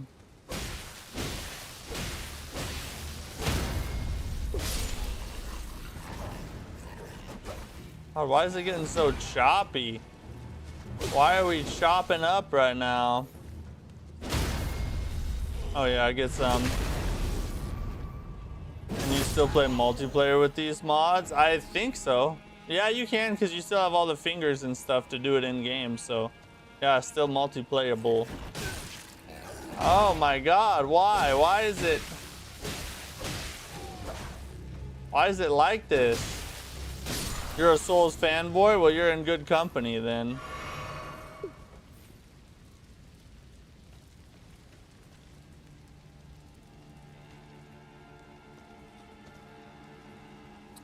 Pure Black hates our super masochist mode for Demon Souls, an area redacted by streamer has been proven more difficult than. Alright, we'll let you. Yeah, you don't get busy. That's the way you do it. You gotta redact what should be redacted. It's like the Epstein files. Oh, wrong one.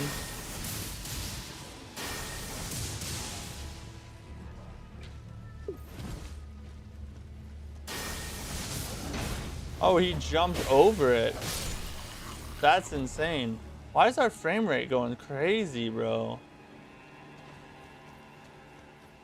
We are dipping dots right now. Hold up. Let me do this. Let's rest here. Let's try closing it. Let's try closing it and then reopening it.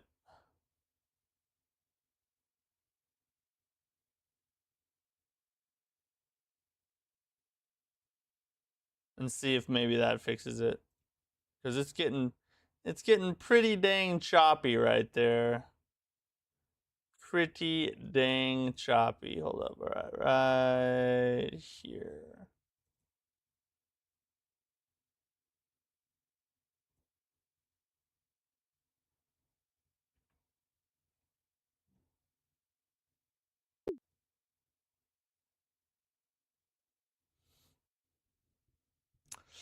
Are you playing the Duskbloods when it comes out? Yes, absolutely, 1000%. If it ever comes out, I'm playing the Duskbloods.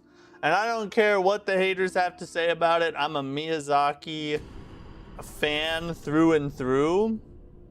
And we're definitely playing the Duskbloods. There's not a chance that we're not.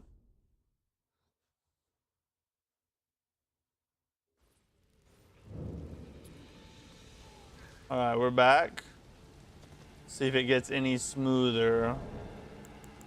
See, what if we, I don't want to, but what if we put it down on low? If we put it on low.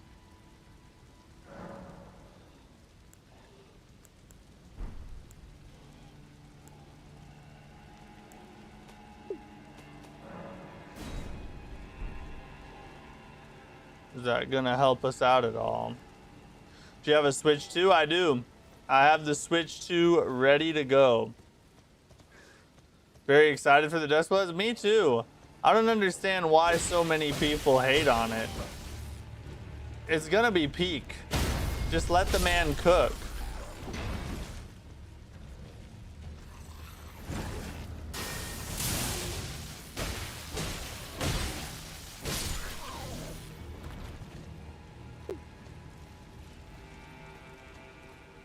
I since then played it and they were right. I've played just a little bit of Ender Lilies. I wasn't super impressed, but I didn't get super far into it either.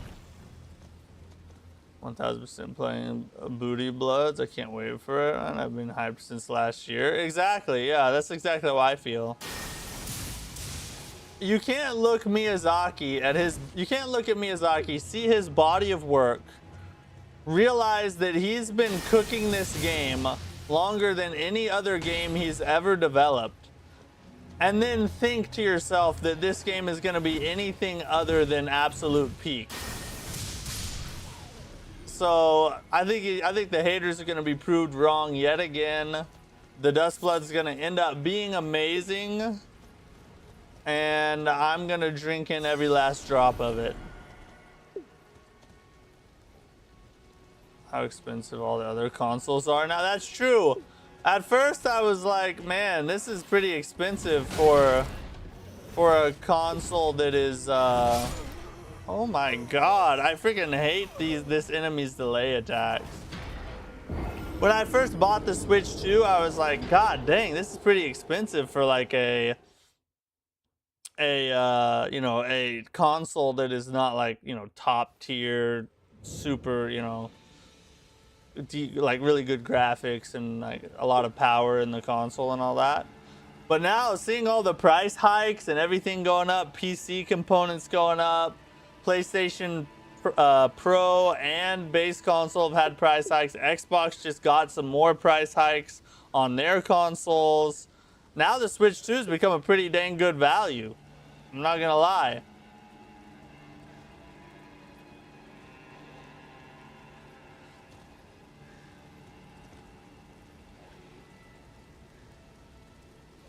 Haters are probably scared of new game types like Extraction. Yeah, they'll come. I think once the game comes out and people start to see it, it's gonna change a lot of people's minds. Go hate on it for no reason. I know it's gonna be peak. Our Lord and Savior Miyazaki never fails us. Switch 2 is actually pretty awesome. Yeah, the Switch 2 is actually, I've played some games on it, it's not bad. I have the Pro controller too, ready to go for when the game comes out. It's not a lot like I said about Night Rain before it came out. True, a lot of people hated on Night Rain before it came out, and it turned out to be a pretty smash success.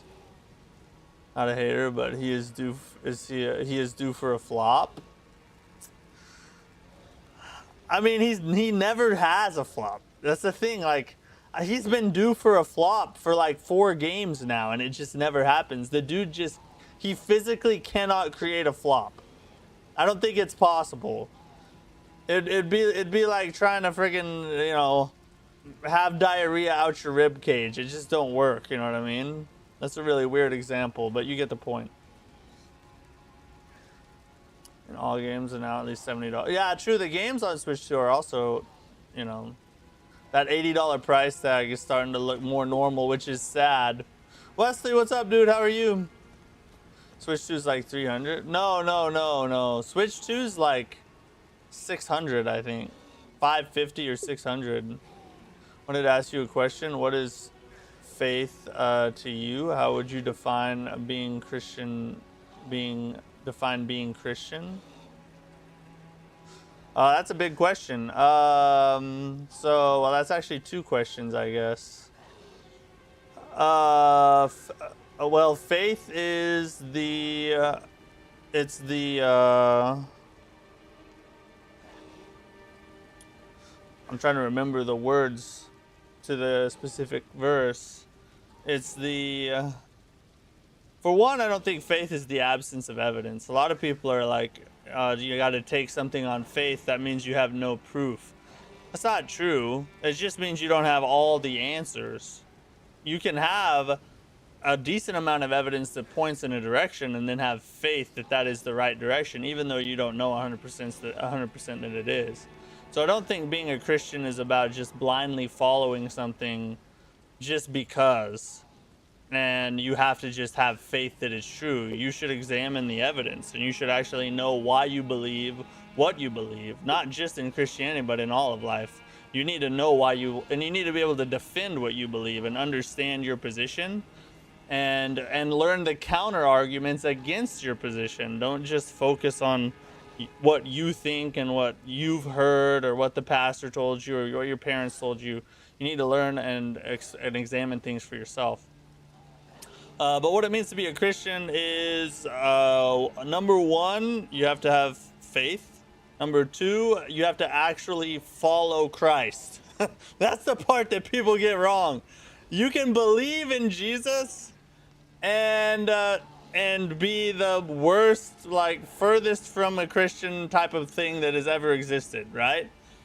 Just the Bible says that even the demons believe, but yet they tremble, which means that if demons can believe and they're demons, well, then belief is not the only part of the puzzle, is it? So then you have to actually you have to commit your life to actually doing what is commanded, living your life a certain way, not doing certain things that other people would do, doing other things that other people would not do. You have to commit to a Christian life. You can't just say I'm a Christian and then live any way you want. That's not how it works. I'm sorry to tell you, but there is a requirement of things that you need to be doing. Now, those things don't save you. You aren't a Christian because you do those things. It's sort of like the cold, like the common cold, like when you get sick. Like if you have a stuffy nose and a sore throat, those are symptoms of a cold. But that doesn't necessarily definitely mean you have a cold, right? It just means you have the symptoms of a cold. So just like in that scenario, good works, doing good things are the symptoms of being a Christian. So like if you're a Christian, those things will be there. But just because you're doing good things does not make you a Christian. Just like having a sore throat doesn't mean you have a cold. Doing good things doesn't make you a Christian, but you can't have a cold and not have a stuffy nose and a sore throat. So you can't be a Christian and not do the right things. Does that make sense? It's kind of a conundrum, I guess. Hidetaka Miyazaki, he's a punishing savior, I'll tell you that.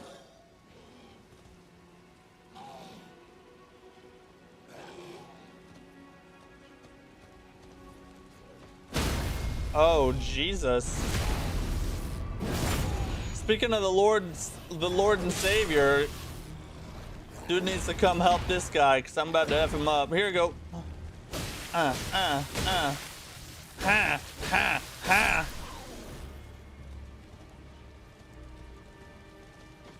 Yeah, the fruit on your tree, exactly. The fruits of the Spirit has how the Bible would put it.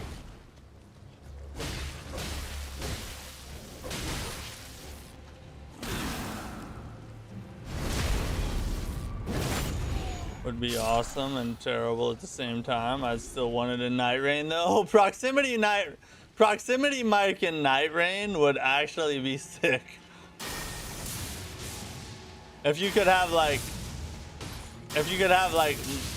expeditions with multiple people, like not just people on your team, which is kind of what Duskbloods will be like. So Proximity Mike and Duskbloods would be, I don't know. You'd have burnt peanut clips, just like you have the Arc Raiders clips. You'd have burnt peanut clips too. Lock on to this whore. Lock on to him! I freaking hate this guy. Stupid delay attacks, bro.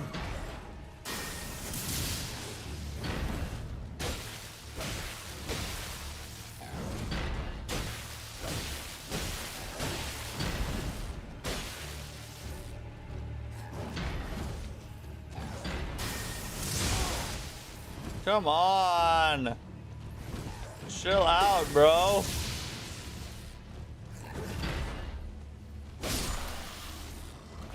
Alright, we finally did it.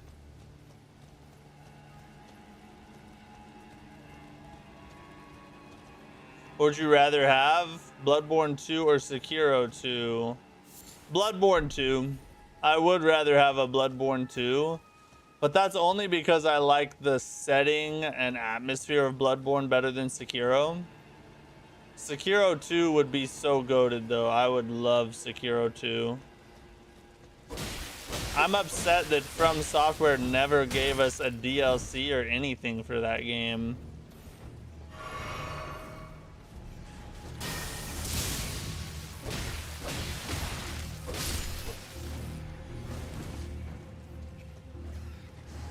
Friggin' horse. How do you miss that? How do you miss that?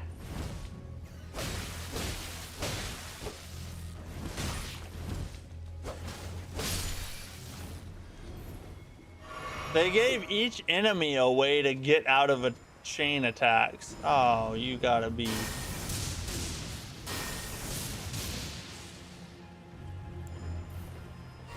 I hate perfumers, dude.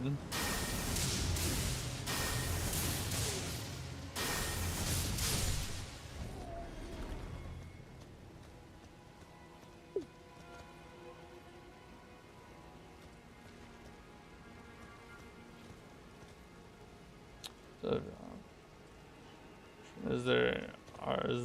as in there are moments where you sin as a faithful Christian, if you know what I mean.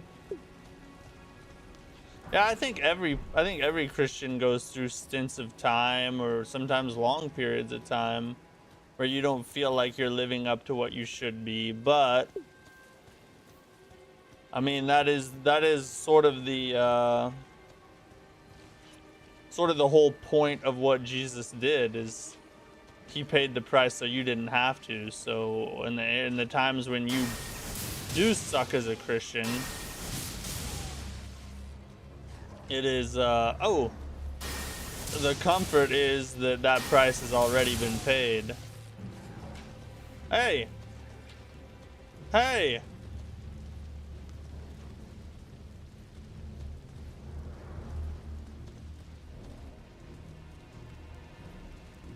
I'm out of, no, I have one more lightning spear. Oh, we got both of them. Goated lightning spear.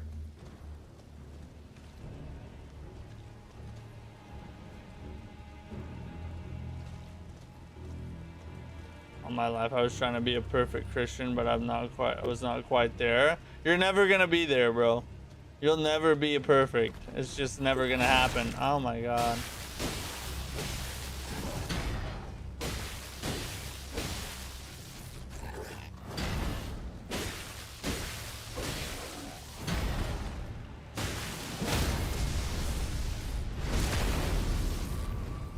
Do you feel like FromSoft made Dustblood to secretly be Bloodborne 2 because of Sony owning the IP rights? Or do you feel like they want Dustbloods to be its own thing entirely? I feel like it's going to be its own thing entirely. The whole Bloodborne 2 mantra that's been repeated about the Duskbloods is pretty silly to me, honestly. Because the only thing that is similar to Bloodborne in the entire trailer that we've seen is the one vampire dude. And that's really it. I mean, you have some kind of Victorian-ish castle scenes and stuff, but that's about it. I think people just want Bloodborne 2 so much that anytime they see anything remotely close to it, they just jump to the whole Bloodborne 2 comparison. And it's just not a thing. The Duskbloods is going to be an extraction PvP PvE game. This is not Bloodborne 2. I hate to smash your copium. I hate to smash your hopium. But the Duskbloods is very much going to be its own thing and not even close to what Bloodborne was, and it never will be.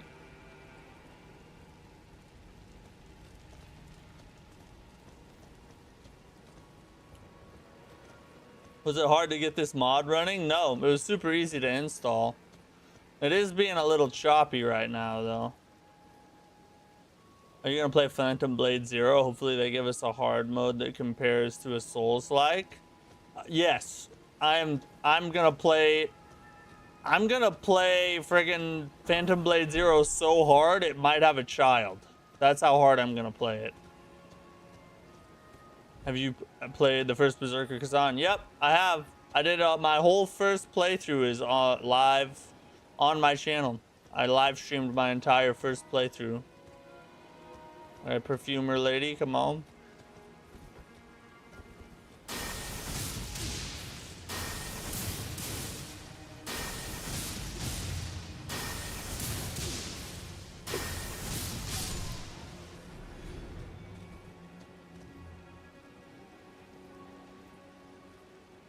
If Sony made a Bloodborne 2, it would be an instant success. Don't know why they are just sitting in it. Well, for a while it was thought that Sony wouldn't let them. Or for a while it was thought that Sony was the problem. But it turns out that they tried to make a Bloodborne remake already.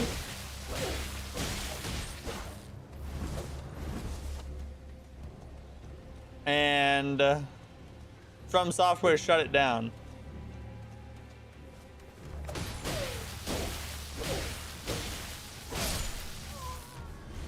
We don't know why, but it has been confirmed that Sony wanted to make a Bloodborne remake, and From Software said no. So we'll just have to wonder on that for a while, I guess.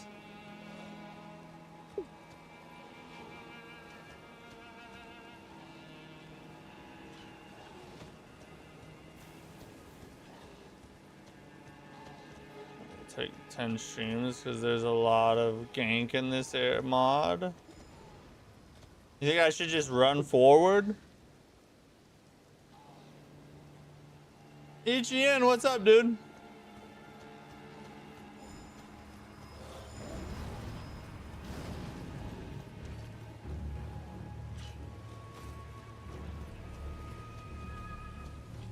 I need to find another freaking Grace.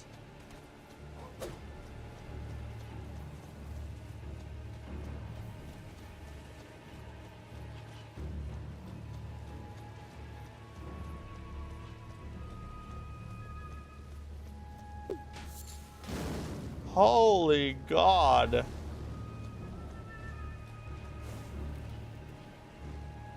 Man, the graces are few and far between, aren't they? Yeah, this mod cranks the difficulty up quite a bit. Oh!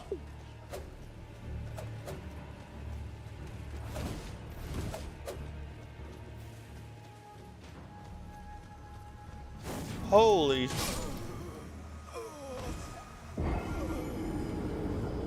And you can shoot twice that fast?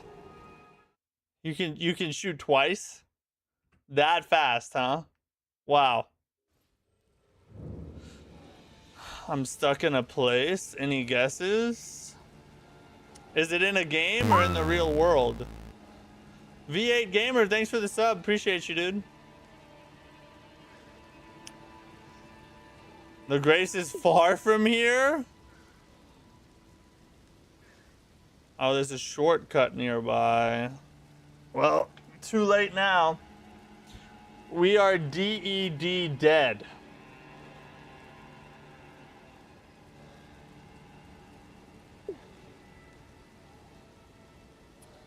Let's see if it's a stream from DS1. Basically, yeah.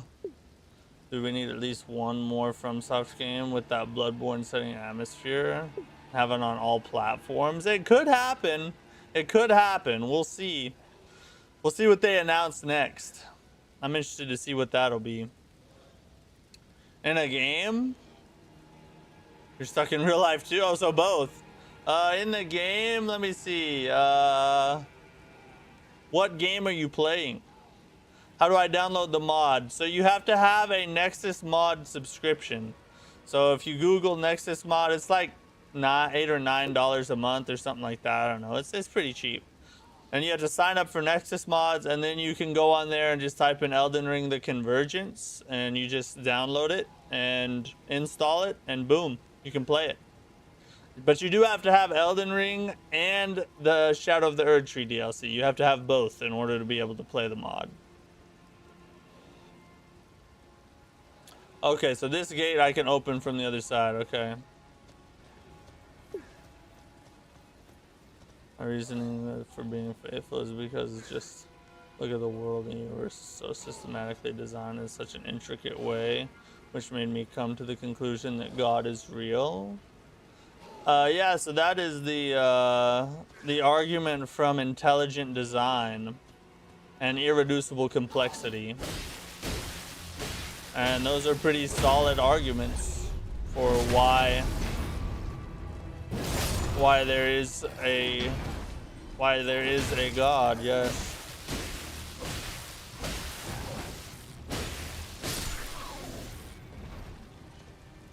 Alright, we're gonna try and just run it. We're gonna try and run it. Make our souls run. A rune run. We're gonna rune run it.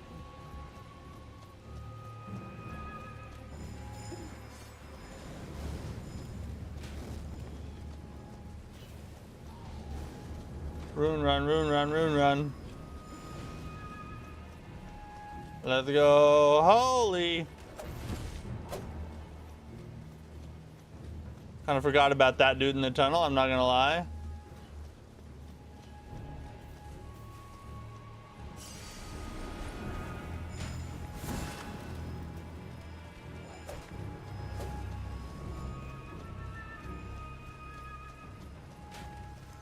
Oh! There's the friggin'... Open it! Let's go! Look at him just go to town. Longest animation ever. Hey! I can do... Oh. Let's rest, reset the enemies and everything.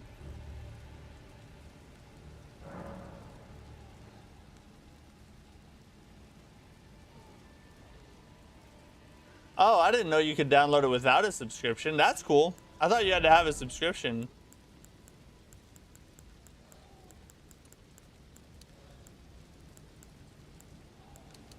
Strengthy poo.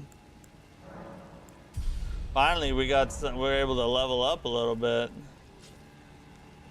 The guess in the game? Let's see. I'm gonna guess you're stuck in...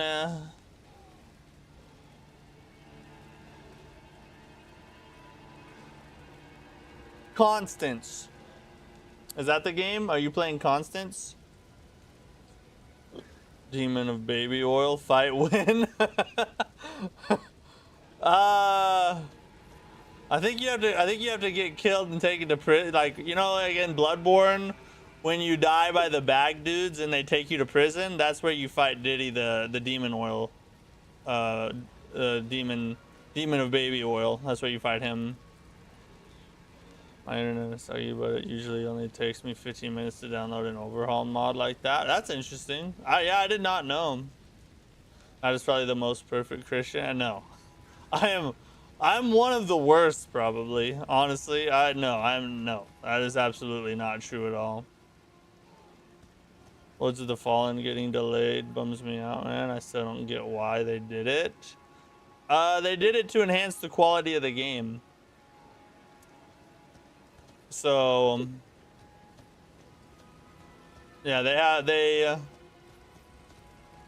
well, they did it for two reasons. One was to enhance the overall quality of the game, because through playtesting with their group of playtesters, they identified several things that they could add into the game to make it a lot better. And so they wanted to do that. But then the second thing, and probably what pushed it over the edge, is that they want to avoid the busy holiday season. You know, with all the games releasing in October, September, November, and December, they want to put it at the beginning of the year to give it a better chance of success, so that people will have money to buy it, and you know, their focus won't be shifting all over the place. They'll be able to have, you know, more eyes on the game because there's less things to pay attention to. So it was strategic and also to better the gameplay. Hey, finally. Diddy versus Mikola. Well, I have played Constance a while ago, but no. It's not a Metroidvania. Is it Sekiro? Your cheeks are not ready. This mod is pretty freaking tough. Not gonna lie. I like it. I guess definitely made for seasoned Souls players who want a little bit more of a challenge. This is not something that you play as like your first Elden Ring experience. No. It's pretty tough. It's pretty tough. Have you heard of Relic the First Guardian? Yes, I have. And I plan on playing the F out of it here in a little over a month. All right, let's see who this is. Oh. It's this dude. Probably gonna have a different move set though.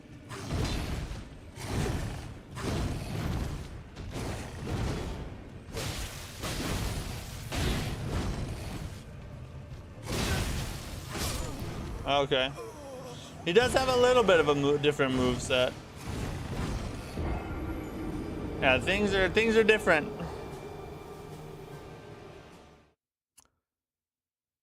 It's not a Souls-like.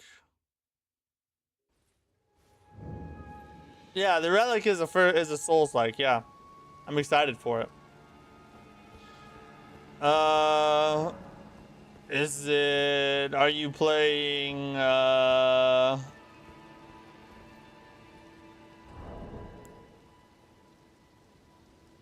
Are you playing Crimson Desert?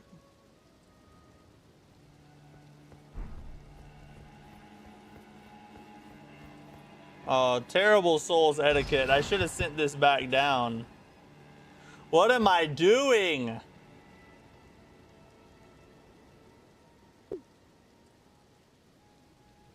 Keep going further in the castle after killing the child. You will find something better. Okay.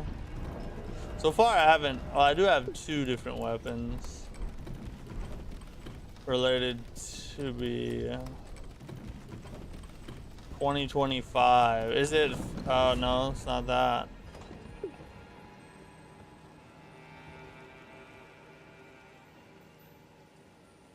I don't know. I'm stumped.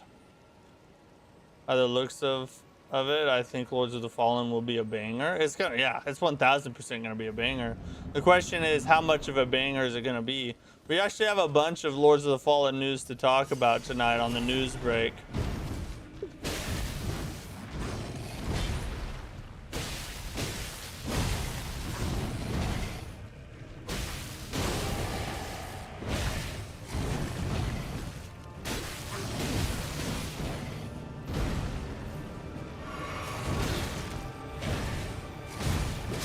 God dang it, bro. He's very aggressive. I mean, he usually is aggressive, but he's even more aggressive now than he is in the base game. That was, he's pretty nasty.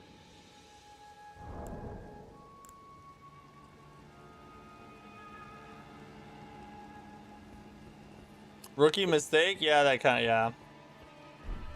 And I still didn't send the elevator down, man. I'm rooking it up right now.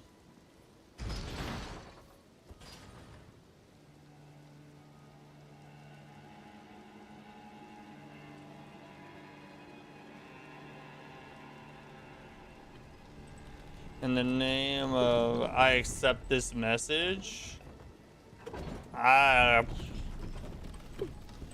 It might be a game I haven't played. Are you sure I've played it?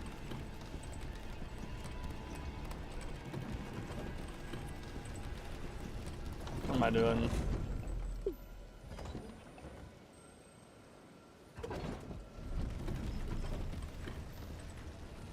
Request. Matt should finish Convergence, please, Matt. You guys think I should do a full playthrough of the Convergence mod? Thanks for the super chat, Wesley.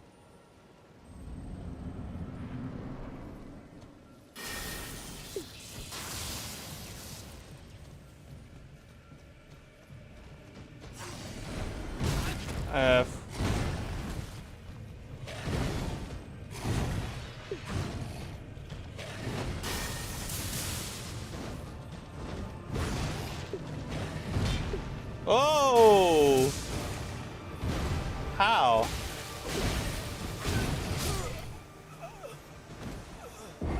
We're getting clapped right now, ladies and gentlemen.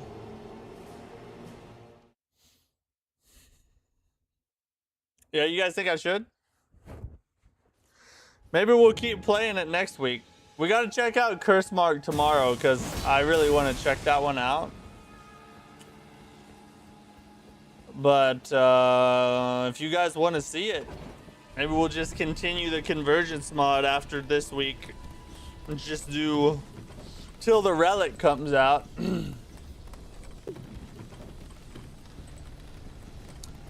Yeah, he's very strong and he's very fast.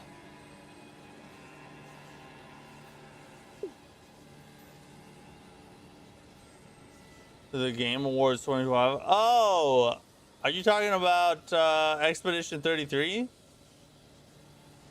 I would love to see you play more Convergence in the future or even a full run. Okay. Quickly, everyone super chat. No, you don't have to super chat me. The kitty was way too much health. He does have a lot of health. You're right about Neo. I'm stuck on the Batcave boss. It's a tough game. It's its own deal. You got to be good at Neo. Yeah, we'll probably play more Convergence unless something else. There might be a couple games I need to check out. I have to think about it. I might want to check out a couple more indies real fast. But we'll circle back to Convergence. I think I'm enjoying this enough that, oh my god, the dude does insane damage.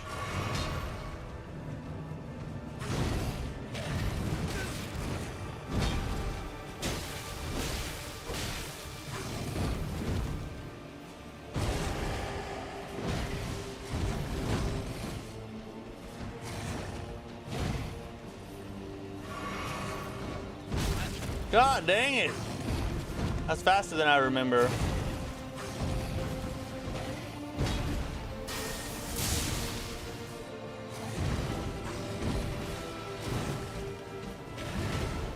Good God. He is all about it, ain't he?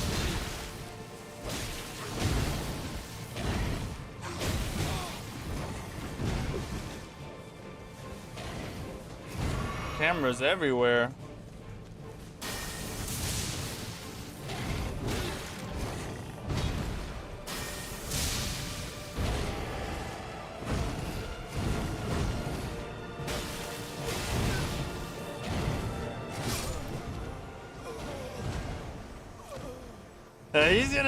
He's gonna take a minute to figure out. You really got to know every single move.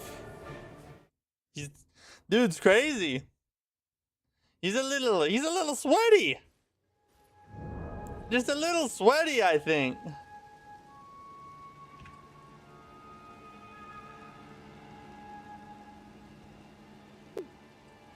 In the name of Hades Olympus. Oh, so you're playing Hades. I haven't played the game since the update. Changed the ending. I plan to do another playthrough so I can see the changes. For funds, I would definitely donate more. Hey, no, don't worry about it. Don't donate any more than what you're comfortable donating. You don't even have to donate anything at all.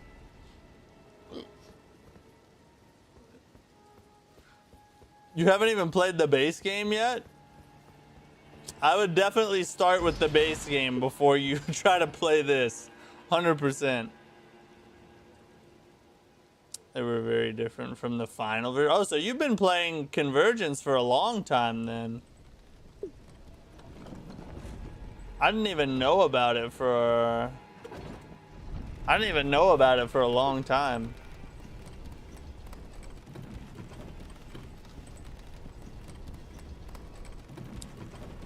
With him nearby. Oh goodness, an upgrade, huh? I hear a... What do I hear?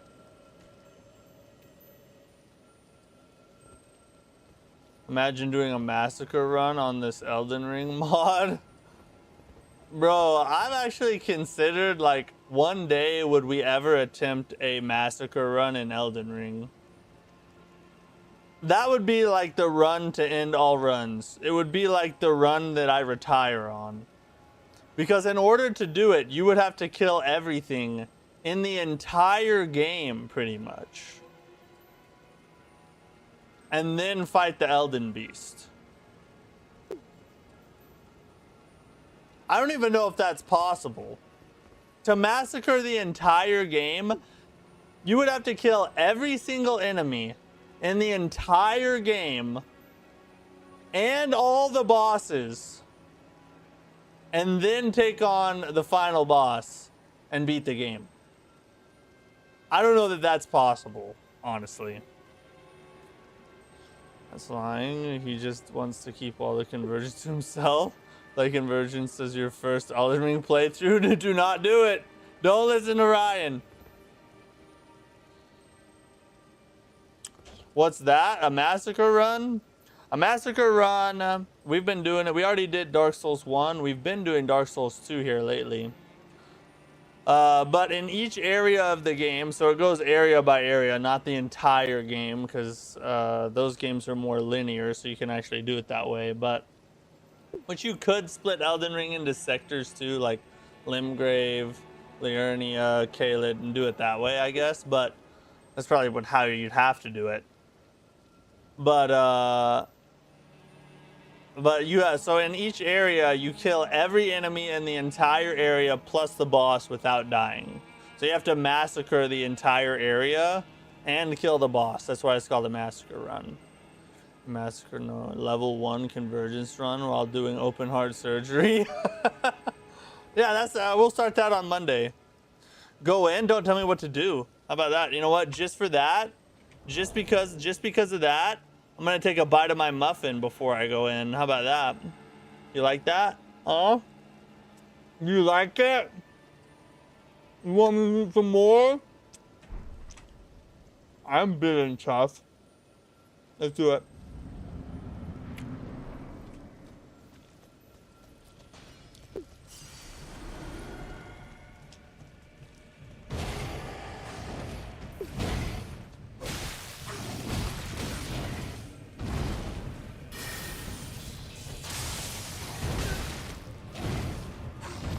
It'd be nice if... Why does it take so long to recover from... Oh my god, how do you pop out of that?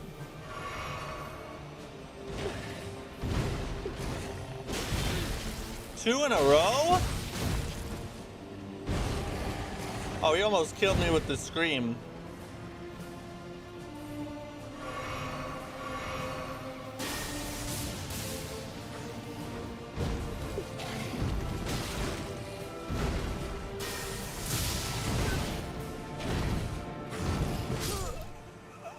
There's so many.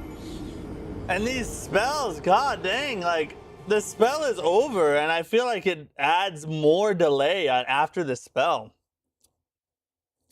I think I'm just gonna have to forget the spell and just two-hand him. I massacred the muffin, true that.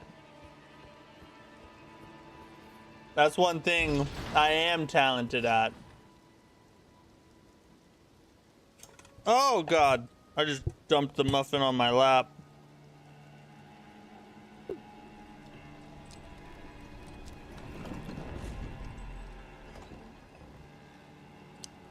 No, that's good. That is good right there.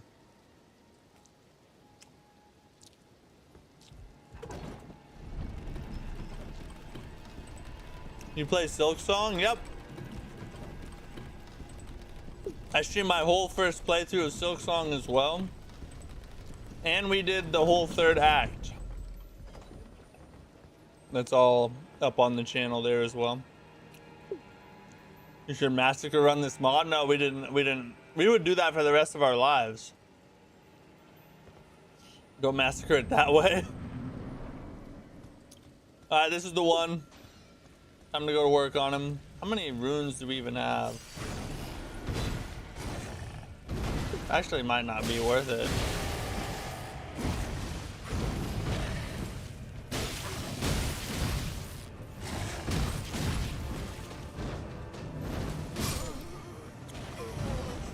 I think we're getting worse. I don't know what's wrong with me. Although I will say this. This dude has very few double attack opportunities. I feel like everything you almost have to just hit once.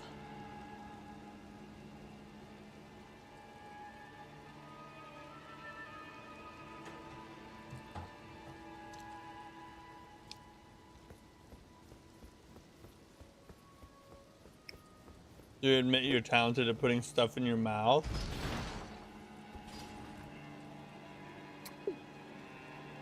I'm the best mouth putter stuffer inner that's ever existed. Watch. See how huge this bite is? Watch this.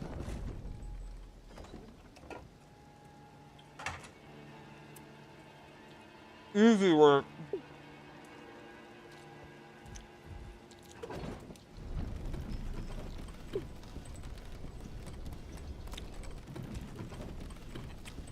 You can parry? I don't have a shield.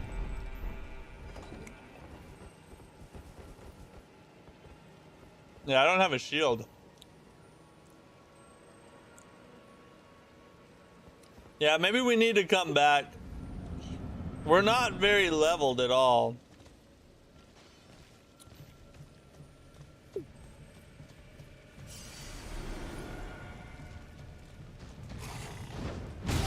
Oh, F.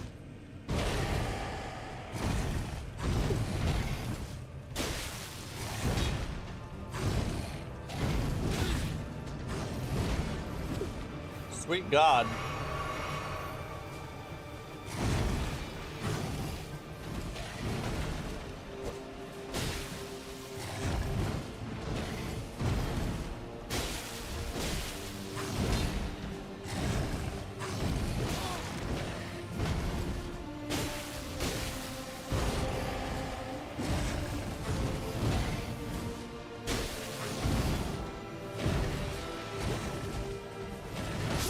Oh! What an intricate roll dance he is.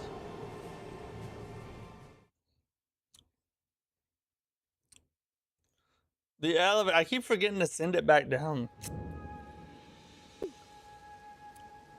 You know, Cho. No, I'm not gonna say it. I almost read it. I almost did. But I'm not gonna, no, I'm not gonna say it. No. Matt should stream the Ocarina of Time remake. It's my wife's chat over there. That's one of her favorite games ever. I want to stream actual good games though.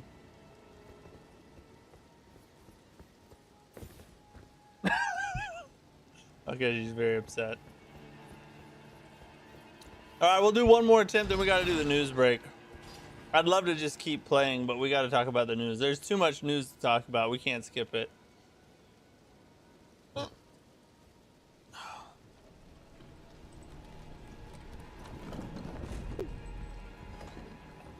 I should play GTA 6? Nah, bro. GTA 6 is... Nothing in that game interests me at all.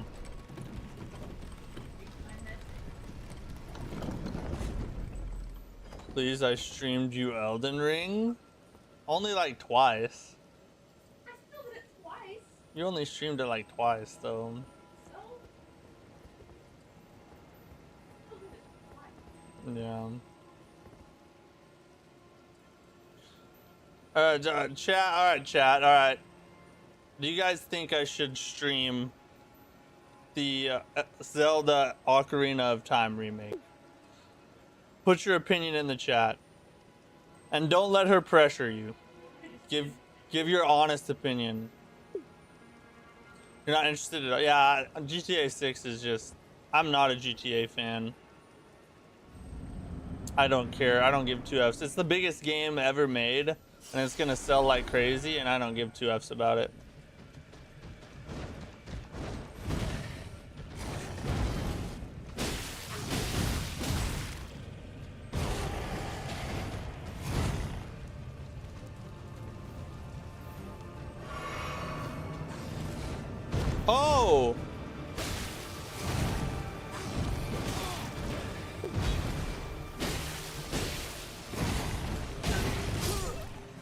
Bro, if you dodge the stomp,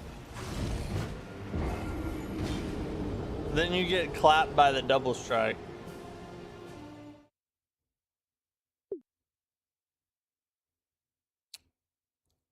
We are totally pressured. No, don't let her pressure you. It's good. Get your tunic on, Matt. Hyrule needs us. No, dude. I don't know. I'd say yes, but only if you're gonna enjoy it. Unless you want to be a game journalist, then you can have. Then you have to do that even if you don't like it a ton. Well, game journalists just don't like video games in general. Unless they have lesbians, gay people, and trans people in them. Oh, and some black people too. Gotta throw them in there. GTA 6 is king of all games, but I want Sekiro 2 or Pirate Souls. Not interested in getting it, but I probably will watch you play. Yeah, I mean, I wouldn't be against checking out. I mean, I played like maybe a little bit of Breath of the Wild, like maybe like an hour or two, and that was fun. I mean, I didn't hate it or anything. So Ocarina of Time, I wouldn't be opposed to trying it. We'll challenge run it. We'll play it, but we'll do a challenge run where we play the Ocarina of Time, but then we just quit and play Elden Ring instead.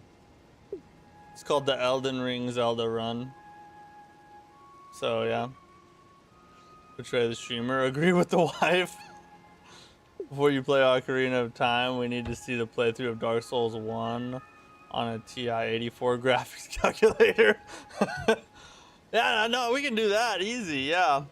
In fact, no. What we'll do is we'll play Dark Souls 1, but as like a text-based old old RPG style, you know, where you like have to write in each command, and then they just do it from there. Yeah. PayPal is. God dang, she's bribing everybody in the chat. No wonder people are saying we should play it. F that. F that. All right. We got to talk about the news. We got a lot of news to cover. I'd love to just keep playing this mod, but yeah, we got work to do. So, let me get stuff set up here.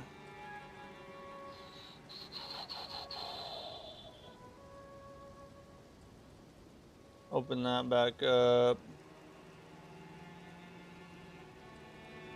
Like I mentioned before, we have quite a bit to go over. But before we do that, I gotta go to the bathroom real fast. So you guys fight a boss while I'm gone, and then we'll jump on into this news break.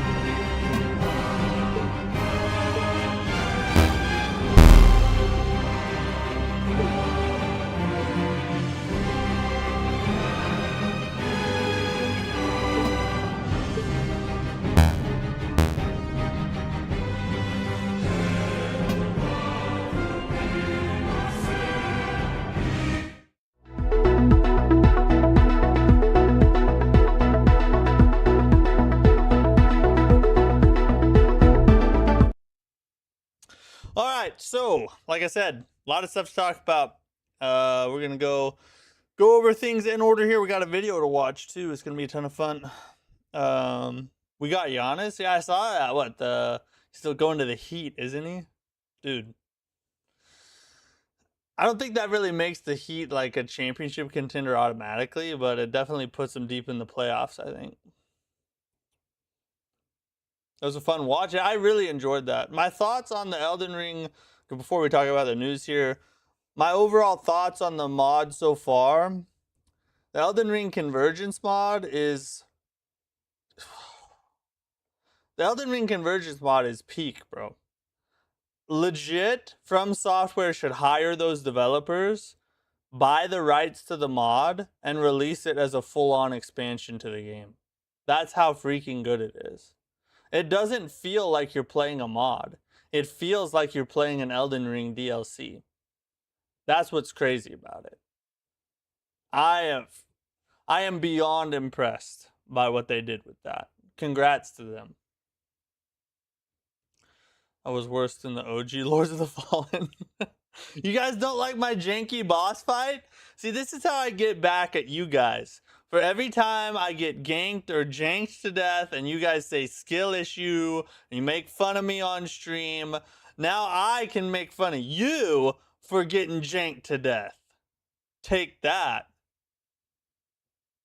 Emergence mod stream was so fun to watch. Well, we'll probably have more of them coming. We'll probably do some more Convergence next week as well. Enemy's defense backcourt with Bam and Giannis is about to be insane. This is true. They're going to have a lot of rim protection for sure. That's going to be crazy. You know, a famous indie game called The Binding of Isaac did that with a popular fan mod? Did they really? I'd never heard of that game before. That's crazy. Well, From Software should do it. Okay, first topic of the day. We got a lot of Lords of the Fallen topics to talk about. This is just the first one. Mark Tominsky, the CEO of CI Games, posted on Twitter his letter to investors giving the development update of Lords of the Fallen 2 and giving us a little more insight into the delay and why it took place. For the most part, nothing has changed. Basically, he just goes over the same things we already knew, which is that due to the holiday season and holiday rush and all the games that are coming out later this year, they want to miss that and put it at the beginning of next year to give the game a better chance of success and have less competition. And then also the Souls-like, and then also the playtesting group has identified some key elements that they think would make the game a lot better, and they want to add those in. So they're going to use this additional time to improve the game even further and then release in 2027, right? So not a lot has changed from what we already knew about why the delay was taking place. But a couple things that we did learn from his tweet here is, number one, the game is playable start to finish. So they're deep enough in development that the game is actually already done in large part, but it's just not completely polished and there's not everything they want in the game added to it, right? So the game is playable start to finish. It's just not where they want it to be yet for a full release. So that's an important detail because there's some speculation that they hit some kind of big, bug or problem with the game and therefore they had to delay it. But I don't think that's the case. I mean, it still could be true technically, but I think it's much more likely that what they're saying is the actual truth and the game's actually almost finished. They just want a little extra time to make it better and they want to miss all the competition that's coming later this year. But he also points out the fact that this game is very important. He calls it the most important game they've ever released. And I think that is due to the fact that if this game fails, it could put their entire studio in a very bad situation because they've invested a ton of time, a ton of money, and there's a lot behind this. And so they really need this game to do well. So I think they're trying to be extra cautious in not only the release time, but also the quality of the game that they put out, which is exactly what you want them to do, right? This is a good decision and a good thing. It just sucks for us players because we have to wait longer to play it, right? Um, but he did stress the fact that this is the most important game they've ever released, and so there's a lot riding on it. So we have to keep that in mind when we're, criticizing their actions, because we don't know the ins and outs of their business, and just what's at stake if this game doesn't do well. Like, you would probably be pretty cautious as well if your entire livelihood relied on the success of one thing. You would take as much time as you possibly could and take every precaution you possibly could to make that thing as good as it possibly can be, to preserve your livelihood and the livelihood of everyone around you, essentially, right? And that's what they're doing with the delay. So just a little bit more insight into what we basically already knew about Lords of the Fallen 2. But yeah, still gonna be peak. It'll just be peak in 2027 now. You've been having it easy in your recent runs. Well, we've been doing some pretty hard challenge runs, bro. Hope I was super chatted. Yeah, we will continue playing Convergence. I will continue playing Convergence. Lead Pull Blind Isaac's favorite roguelike ever. That game is insanely addicting. I'll have to look that up. Binding of Isaac. Maybe we can look it up on YouTube here in a minute. So they're just improving the gameplay. Yeah, they're improving the gameplay and dodging the competition of the end of this year. All right, so this is a big From Software topic here. So we have some more news about the Katakawa activist investor situation. Katakawa is the parent company of From Software, right? And there is a group called Oasis Management that has been increasing their stake in Katakawa.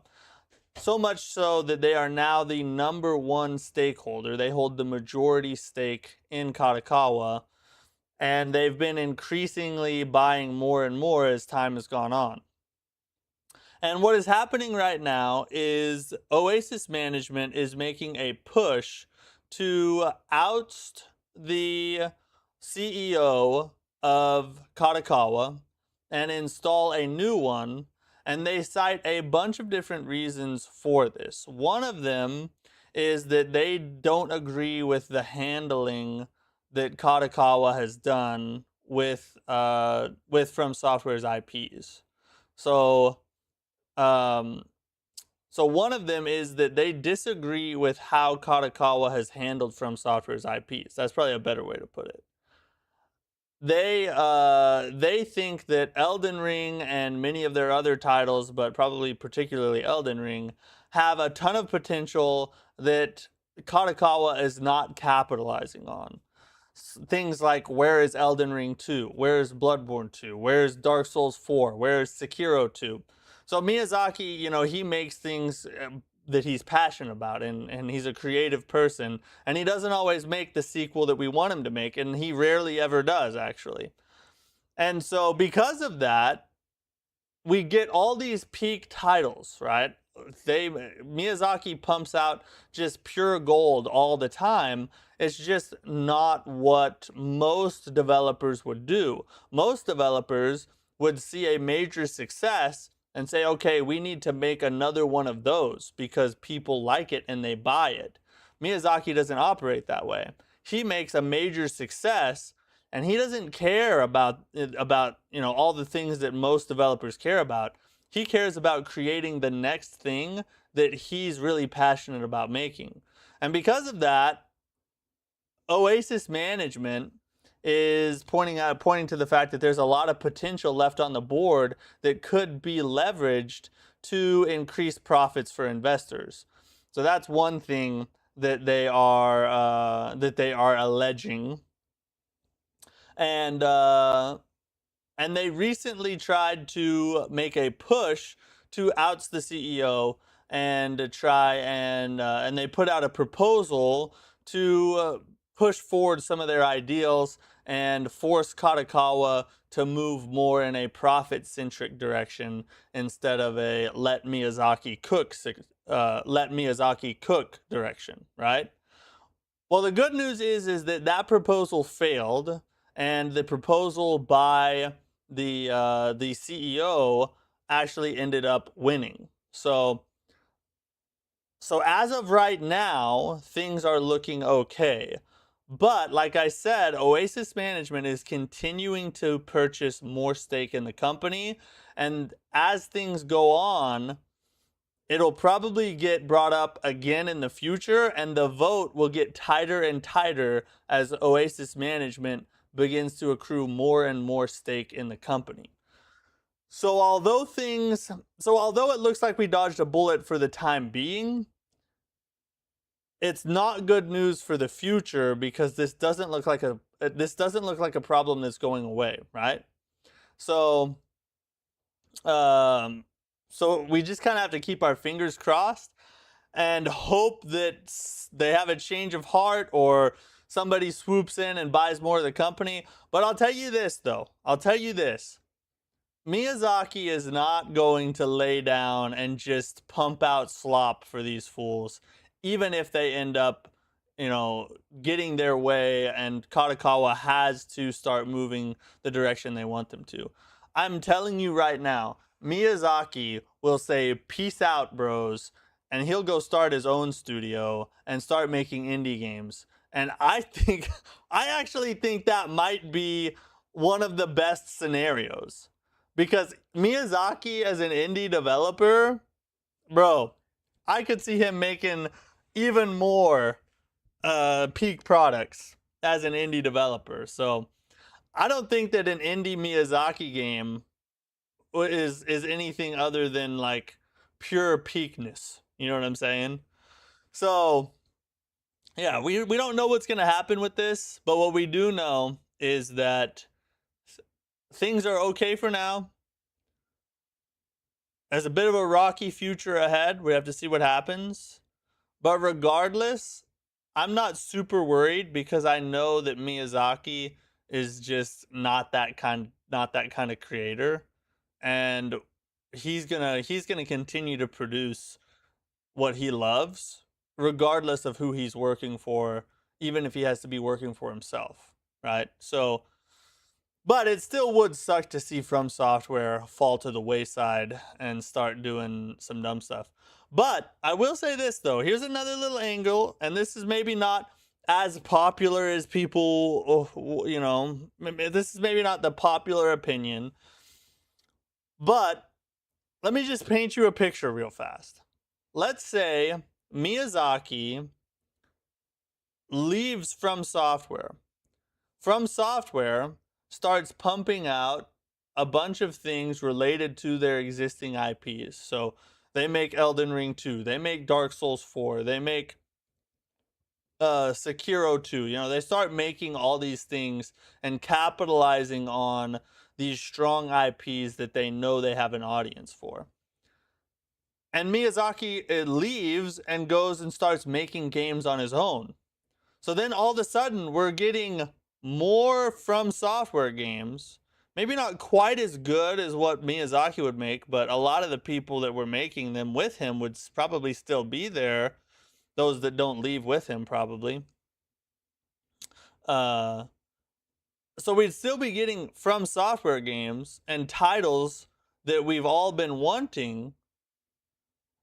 Plus we get peak Miyazaki coming over here on the side. I'm just saying, that's not what I want to happen, but I wouldn't hate it either. Okay, so I don't know. We'll see what happens. It's definitely a crazy, rocky situation, though. By the sound of things, I speculate they are not making Elden Ring 2 at the moment. No, I would bet not. I don't know that we'll ever see Elden Ring 2 as long as Miyazaki has a say. I want the CI games and the rest of the devs making Lords of Fallen 2 to succeed so bad. I'll be there day one to buy whichever most expensive deluxe edition there is for that game. I'm same, bro. If I can, especially if you get a couple days early access, I'm sold. I'm sold for sure. When I see Hollow Knight being made with just 56k and 2 people, that makes me think, so what? Let him just leave and make whatever he wants. This is true. That's what I'm saying. He could just do it on his own, you know? And maybe his games wouldn't be as grand, you know, wouldn't be as big of a scale, but you know, they would still be amazing. They would still be amazing. Oasis is boggling my brain. Elden Ring is arguably the greatest game of all time. Game of the Year DLC got nominated. They have tons of merch. They're making a movie, and it's still not enough. Yeah, the problem is that, and this happens in companies all the time. You know, you see it a lot when companies are sold to like investors or people who come in and take the business over after someone built it from the ground up, is that the original founder has a passion and a desire and a model that they're using. And so they build their business based on all these key pillars and ideals and, you know, business practices and all those types of things. And it works really well and it starts to grow and it grows really big and huge. But a lot of those ideals and things aren't, a lot of times aren't what it aren't super profit motivated. They're reputation motivated and principle motivated.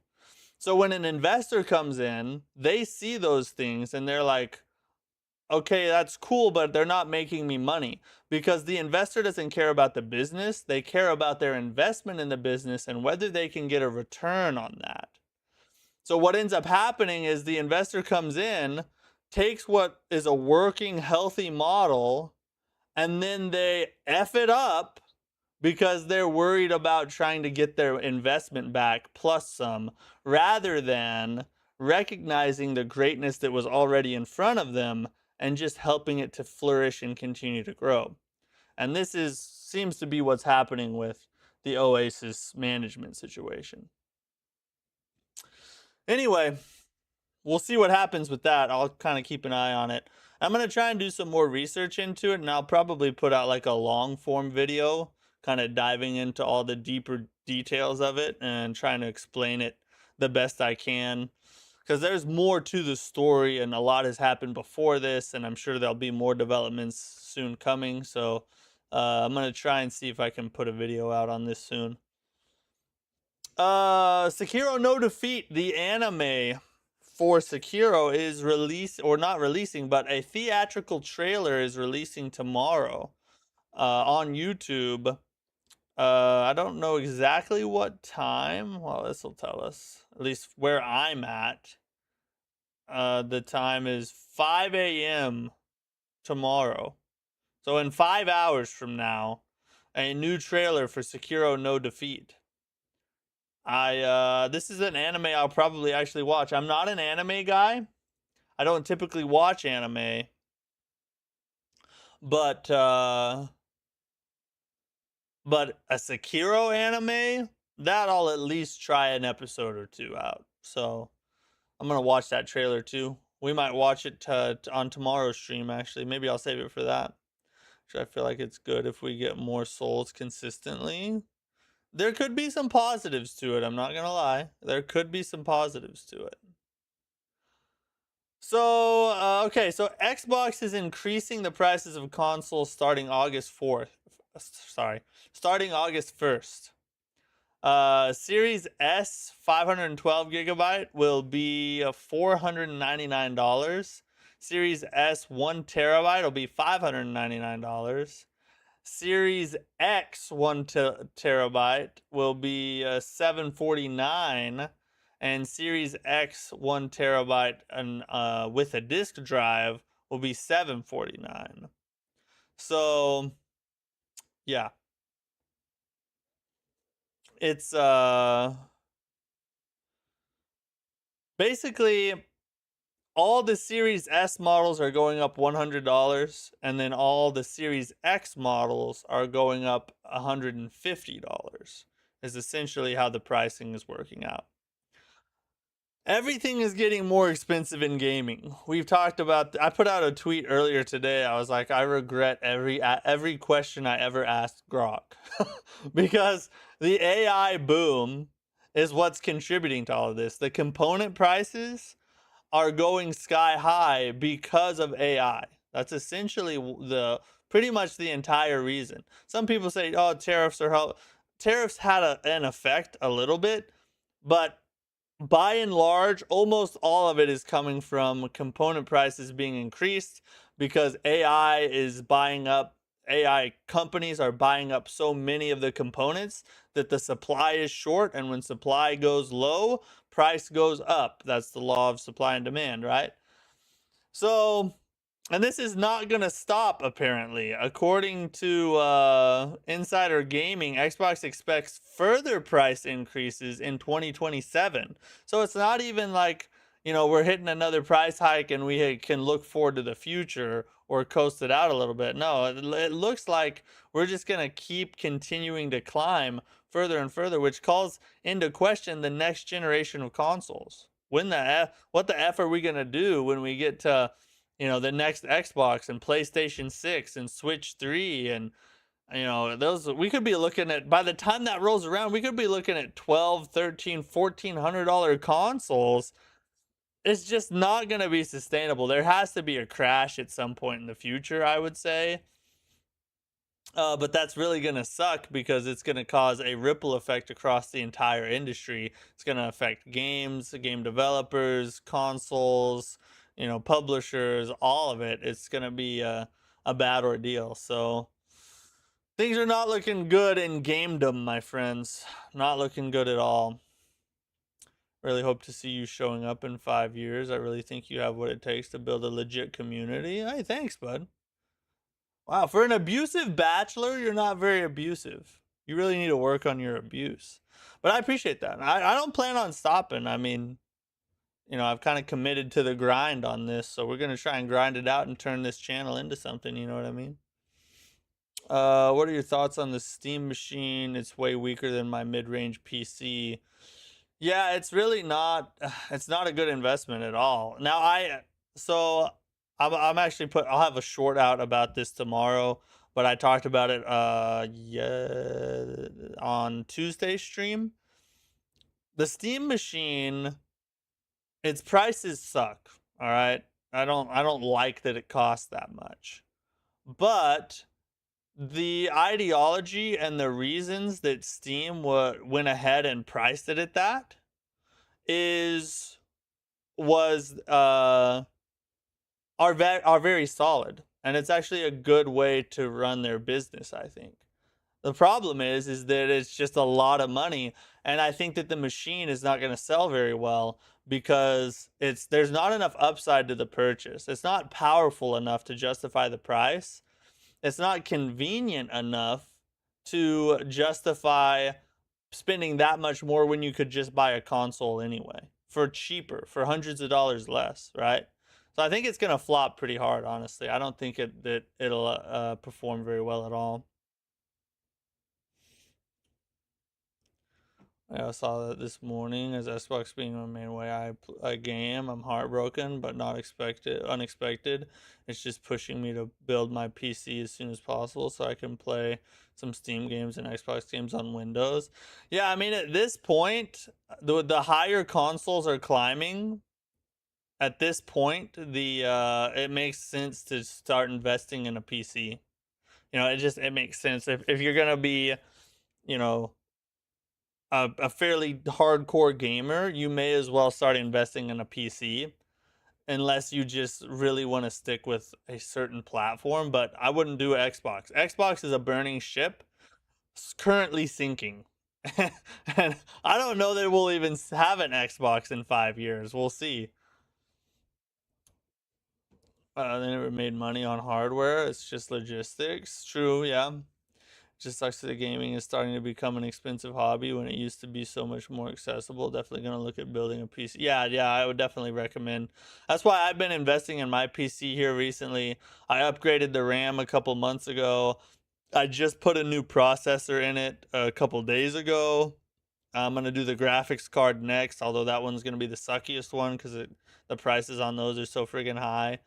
So yeah, I'm investing in my PC right now as well because, you know, the longer you wait, the higher the component prices are gonna go. So if you're gonna do it now.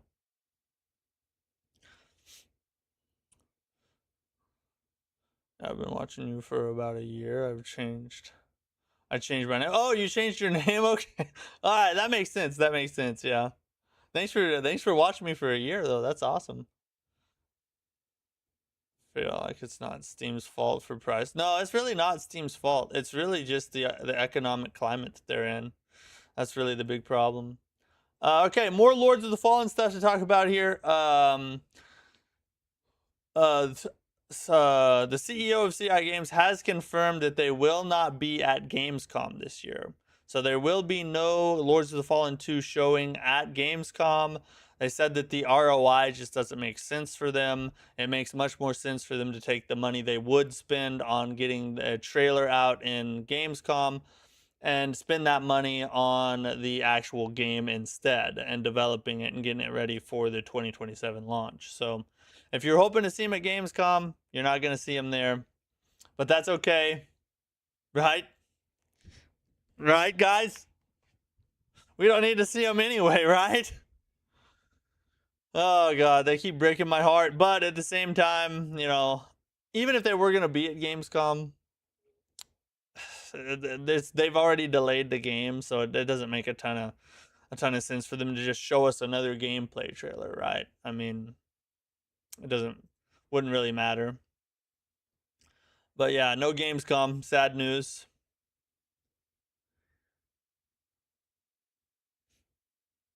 Oh, mostly clips? All right, cool. Well, thanks. Hey, whatever you watch, if you engage with my content at all in any fashion whatsoever, even if you're a hater, which I have plenty of those as well. In fact, this is funny. There's a guy on Facebook that literally just watches my content to tell me to quit creating content. He'll just follow my content around, see my clips, and he'll just post, "You're awful at this. Stop. You should quit. Stop." And he's even gone so far as to private message me. He will DM me just to tell me that I am awful at this and and that I should quit and stop making content. Which I find freaking hilarious. It doesn't bother me in the slightest. I did not lose any sleep over it whatsoever, but I do get a great laugh out of it. It's actually hilarious to me.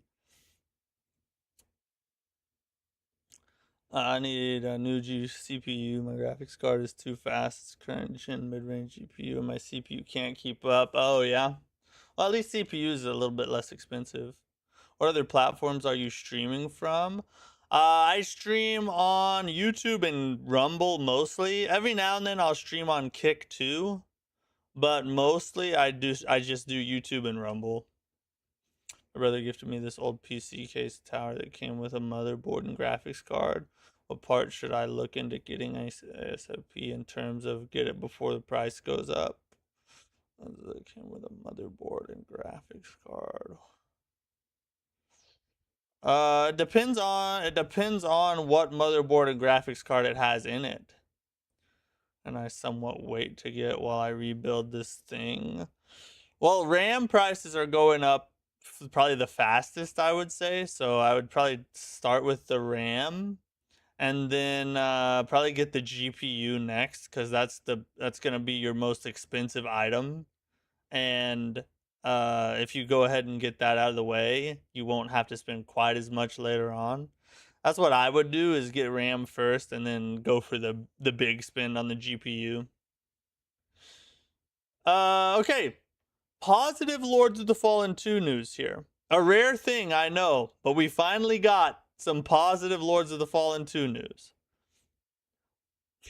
Lords of the Fallen 2 will have a closed beta later this year. So the game just got delayed to 2027, but we will be able to play it, or at least a portion of it, this year, assuming you can get into the closed beta, right? So we have no date on this. All we know is it's coming at a later date. I would assume winterish time, somewhere around there. But like I said, no date at all at this point in time. But, you know, at this point, I'm willing to take whatever I can get. Just inject it into my freaking veins. All right? I just need that. I have a Ryzen 5 5600 just like you, and it's too slow. I just upgraded mine actually. Mine's a Ryzen 7 58 XT, 5800 XT. So I just put a new one in. But you have the same one that I used to have, I think. All right, so that's all we got on that's all we got for news topics, but we do have the Beast of Reincarnation preview that IGN put out. So spoiler alert, if you don't want to like learn more about the game and stuff, if you're wanting to like stay blind on Beast of Reincarnation, click off the stream now. We're about to watch this one. It's not a huge fan of IGN, but they get early access to a lot of games. So hey, I'll watch what they have here and there. So let's watch it and see what we think. I'm excited for this title. I'm going to try it out. We're going to stream it. Is 2026 the year of the video game sidekick? Grace had Leon to bail her out in Resident Evil Requiem. Hugh had Diana to hack killbots for him in Pragmata. And now Swordmaster Emma has very good boy Ku to bring a bit of magical aid to her crossbow and blade in Beast of Reincarnation. At a recent Bilibili Game First Look event in Shanghai, I got to go hands-on with the first 2 hours of the stunning post-apocalyptic action RPG from Game Freak, the development team best known for being at the helm of the Pokemon series for the past 3 decades. Super interesting. I'm happy to report that based... By the way, can we just talk about that for a second? How big of a shock was it when you learned that a game like this was coming from the same studio that makes friggin' Pokemon games? That was quite a change. That surprised me a lot. On the opening chapter of Beast of Reincarnation's story, Game Freak seems to have successfully switched from catching 'em all to violently dispatching 'em all in this addictive new adventure that follows a deadly dynamic duo. Clever. Cool. Let's go.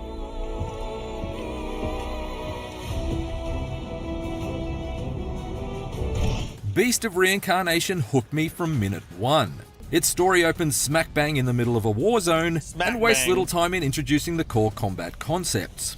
Faced with hordes of blighted beasts that are the result of fauna fusing with flora, imagine Pokemon's Bulbasaur in his absolute angriest evolution, Emma can pull off fast sword-slashing combo attacks, as well as parries to open up her gnarly enemies to satisfyingly grisly finishing moves. Yeah, see, the gameplay looks really good.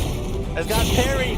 Additionally, Emma's opening loadout comes with a crossbow strapped to her wrist, allowing her to take out flying foes at range with rapid-fire bursts that feel supremely responsive. So far, so fairly standard. However, it's the inclusion of Emma's loyal dog companion Ku that adds a satisfyingly tactical twist to Beast of Reincarnation's predominantly blade-based melee system. Ku will automatically attack the enemies in Emma's vicinity with a range of bites and tail whips, but with a tap of a button, the battlefield is briefly suspended in super slow motion. Look, this little root on his back, this reminds me of Pokemon right here. This thing looks like a Pokemon. Allowing you to choose from up to 6 different special abilities at Ku's disposal in order to gain the upper hand against the enemy hordes. I spent much of my hands-on with Beast of Reincarnation blasting enemies with fireballs from my furry little friend, but I was also able to draw roots up out of the ground to shatter the shield. See, this is the most interesting thing about this game to me, is the way it blends action RPG style fighting and somewhat Souls-like combat with turn-based style combat. That's a really interesting crossover there, and I'm really intrigued to figure out how it works and if it's actually good. Fields of more heavily armed opponents,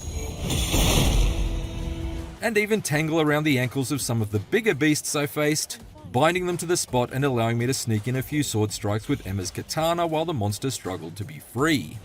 It's like a blend of Sekiro. What's and neat is how Expedition Emma's and 33, Ku's unique abilities are all strengthened by the rolled special into bond they one share. Each of Ku's attacks package. requires a specific number of fluorescence points to pull off, Hey. effectively like using mana or magic points in a JRPG, Honor. and the only way you can earn those points is by nailing parries with Emma's sword. Thus, Yeah, parrying get that attacks is deflect, son. paramount. So it is parry-centric, it seems. Like, he said that parrying attacks is paramount, so it's a key component of the gameplay. Which I've seen people say this isn't a Souls-like game. And I would probably agree with you. Maybe it's not a Souls-like game, but it's Souls-ish. You can't deny that. But thankfully, the timing window for parries feels quite generous, so don't feel like you'll need to be a hard-tuned action RPG aficionado to be Hey. able to pull off Emma's throat-cutting counters. Looks And delicious. to be clear, Beast of Reincarnation's difficulty can be dropped down or ratcheted up at any moment via the pause menu. Equally, Ku's attacks give Emma some welcome buffs in return. For example, whenever Ku blasts his fireball attack at an enemy, every hit that lands successfully will recover a small percentage of her total HP. If you manage to nail the on-screen QuickTime events that trigger as each of Ku's attacks are deployed, Probably at least 30. Yeah, I think I could take at least 36-year-olds in a fight to the death. that will replenish an even more substantial chunk of Emma's health bar. This was admittedly fairly easy to do during the opening stretch of the game, but I was told that the QuickTime events will become more elaborate as Ku's attacks grow more powerful. You see that abandoned village ahead? I suggest you search for clues there first.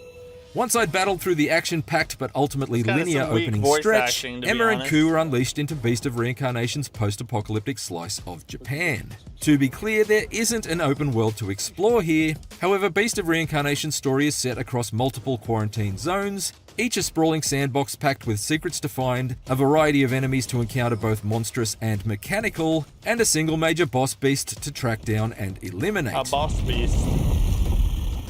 Given that my time with the story was short, I decided to focus on completing the main objectives. But I certainly felt the pull to explore the ruins wonder of if the this is an Oguchi open Buffer world Zone's game or not. landscape, with the numerous looks collapsed like it structures is. and rusted out mechs that littered the horizon just begging to be more closely examined.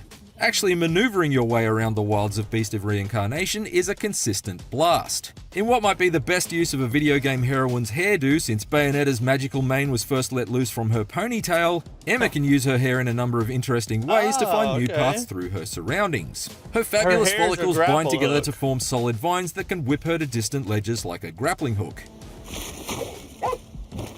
But they can also form temporary stilts beneath her feet whenever you hold down the jump button, giving her a boost up to out-of-reach places like a pair of Hair Jordans. Ah, interesting.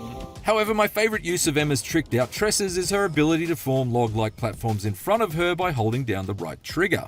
Not only is this useful for creating bridges across gaps in the terrain, but I found it to be a great way to get the jump on groups of enemies I spotted wandering the world. Can you use it during combat? That's a question I have. By scrambling up to a vantage point and beaming out a bridge in the air over their heads, I was able to drop down for satisfying stealth attacks and tear robot sentries to shards of scrap before they'd even noticed I was there. That's pretty cool. That's like Assassin's Creed type stuff. Meanwhile, Ku isn't just a battle-ready buddy, Yeah, it he's does equally look as a- it useful looks a lot outside of similar- combat. it looks very Not similar only to does he alert Sekiro Emma in the to any combat. enemies nearby, Is someone there, Ku? but he also sniffs out item crates that contain everything from crafting ingredients to armor sets and weapons. Do you have something, Ku? Oftentimes it's not enough just to locate these treasure chests though, since many of the ones I found remained trapped behind shuttered doors or required me to solve combination locks in order to open them, suggesting the need for some environmental puzzle solving that I didn't have time to slow down for during my hands-on. Although in hindsight, I probably should have made the time to properly scavenge for those Ooh. optional goodies, because I went into Beast of That's a big Reincarnation's boss first right boss there. fight a little underleveled, and got absolutely trounced by an enormous mutant stag. Keep moving. It might seem a lumbering giant. We've all but been it's there, buddy. We've all been there. This was the first of the Nushi, the corrupted mega beasts that are unique to each zone of the map, and I initially struggled to parry the powerful swiping attacks of its antlers and the deadly spikes it shot from afar, I don't blame leading you, me to bro. swift deaths in my first couple of attempts. Thankfully, on my third try, I located a campfire like a overlooking the camera monster's nightmare. lakeside lair, complete with a strong box containing chainmail armor to boost my defense. And I was finally able to lock in and defeat the deadly deer with a combination of counters, Ku's support abilities, and some well-placed shots from the long-range bow I'd swiped from a dying Did you robot see that earlier. camera jank right there? It felt truly triumphant to topple this rampaging Rudolph, but my celebrations were sadly short-lived. Though the battle was won, Good the war parries. wasn't Clutch over, parries. and the wounded monster retreated to its lair, likely to be encountered again later in the story. Oh, I hate that. I hate it when you kill a boss and instead of them letting it die, they just have it run away. Like, why did I just spend all this time for you to freaking, you know, sweep it off to be nurtured or something stupid? It's retreating. Back to its lair, maybe? Follow Beast it. of Reincarnation Hunt it may down. feature No flashy mercy. combat and enjoyable exploration, but there's clearly quite a lot more going on beneath the surface. And I don't just mean deep within one of the numerous underground bunkers I was able to rummage around in during my hands-on. At a number of times, my mission objectives would lead me back to Emma and Ku's mobile base of operations, which was kind of like Death Stranding 2's DHV Magellan, only with fewer A-list actresses posing for photos. It's here that you can hose the blood off Ku's fur and arrange your loadout for your next objective. But at least during the story's opening hours, it's also where some playable flashbacks are triggered in order to flesh out the backstory behind how Beast of Reincarnation's post-apocalyptic world came to be. I'm hesitant to reveal too much about these sections for fear of story spoilers, but I Yeah, will don't say spoil that I them. enjoyed discovering the dramatic circumstances in which Emma and Ku first met and formed their unbreakable bond. Additionally, being without Ku for much of these This game seems a little... So this is something I worry about a little bit when it comes to this game, is it almost seems like it's leaning into the whole dog relationship thing a little too hard. Almost like it's trying to make it a selling point for people that have dogs or like pets or animals or something like that. And that worries me a little bit just because, to me, a game should stand on its merits, not on you trying to exploit someone's emotional connection to something. So I worry that the story might be a little lackluster because they're just trying to push the dog lover vibe on you. I don't know this. I'm just saying this is a concern of mine is all I'm pointing out. Is your new baby girl a boy or a girl, or are you gonna the baby Miyazaki? Name the baby Miyazaki? No. We don't know yet. And I don't think we're gonna find out. I think we're gonna wait until the baby's born and then we'll just see what we get. If it's a boy, it'll be Elijah. If it's a girl, it'll be Ember. story stretches forced me to really get to grips with the basics of Beast of Reincarnation's swordplay, since I wasn't always able to lean on my magical man's best friend to bail me out during a battle. Hey, We don't have to wait long to find out if the thrills of Beast of Reincarnation's companion-based True, combat, it's terrific like traversal beginning of mechanics, and August. imposing boss fights will go the distance. Since Game Freak's action RPG is set to arrive on PlayStation 5, Xbox Series X and S, and PC on August 4th. There's still a lot to dig into here, from its skill trees That's to just before crafting my and cooking birthday. systems, but based I'm on its gonna buy it opening for myself hours, as I a can say that birthday Beast gift. of Reincarnation has already got its claws into me. And before Hey. you ask, yes, you can absolutely pat the dog. I knew you could. I'm telling you, they're pushing it too hard. For I more think. IGN previews, check out our hands-ons with Monster Fantasy and Resonance: A Plague Tale Legacy, and for everything else, stick with IGN. Nice.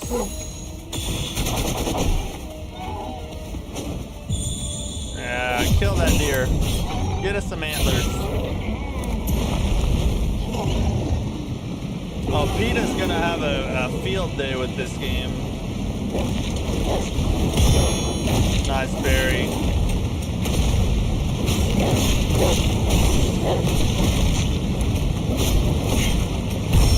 Nice berry. Hey, nice. Yeah, it looks freaking good. I'm excited for that game. I do hope they put out a demo though. It would be really nice if like middle of next month we got a demo for this game, just a short little snippet of the game for us to try before the game comes out, that would be peak. But I don't know if that's gonna happen. I'm just saying that'd be on my wish list of demos.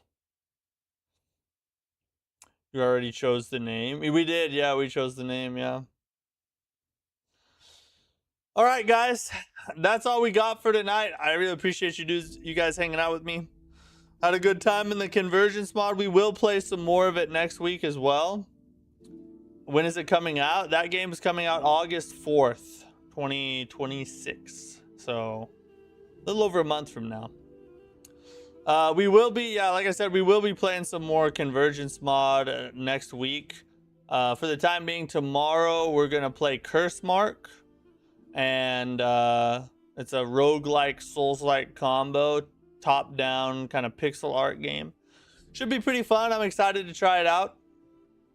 And yeah, had a good time though. Convergence mod is peak. Can't wait to play some more of it. Hope you guys come back and hang out with me tomorrow. And have a great night. See you then. Peace out.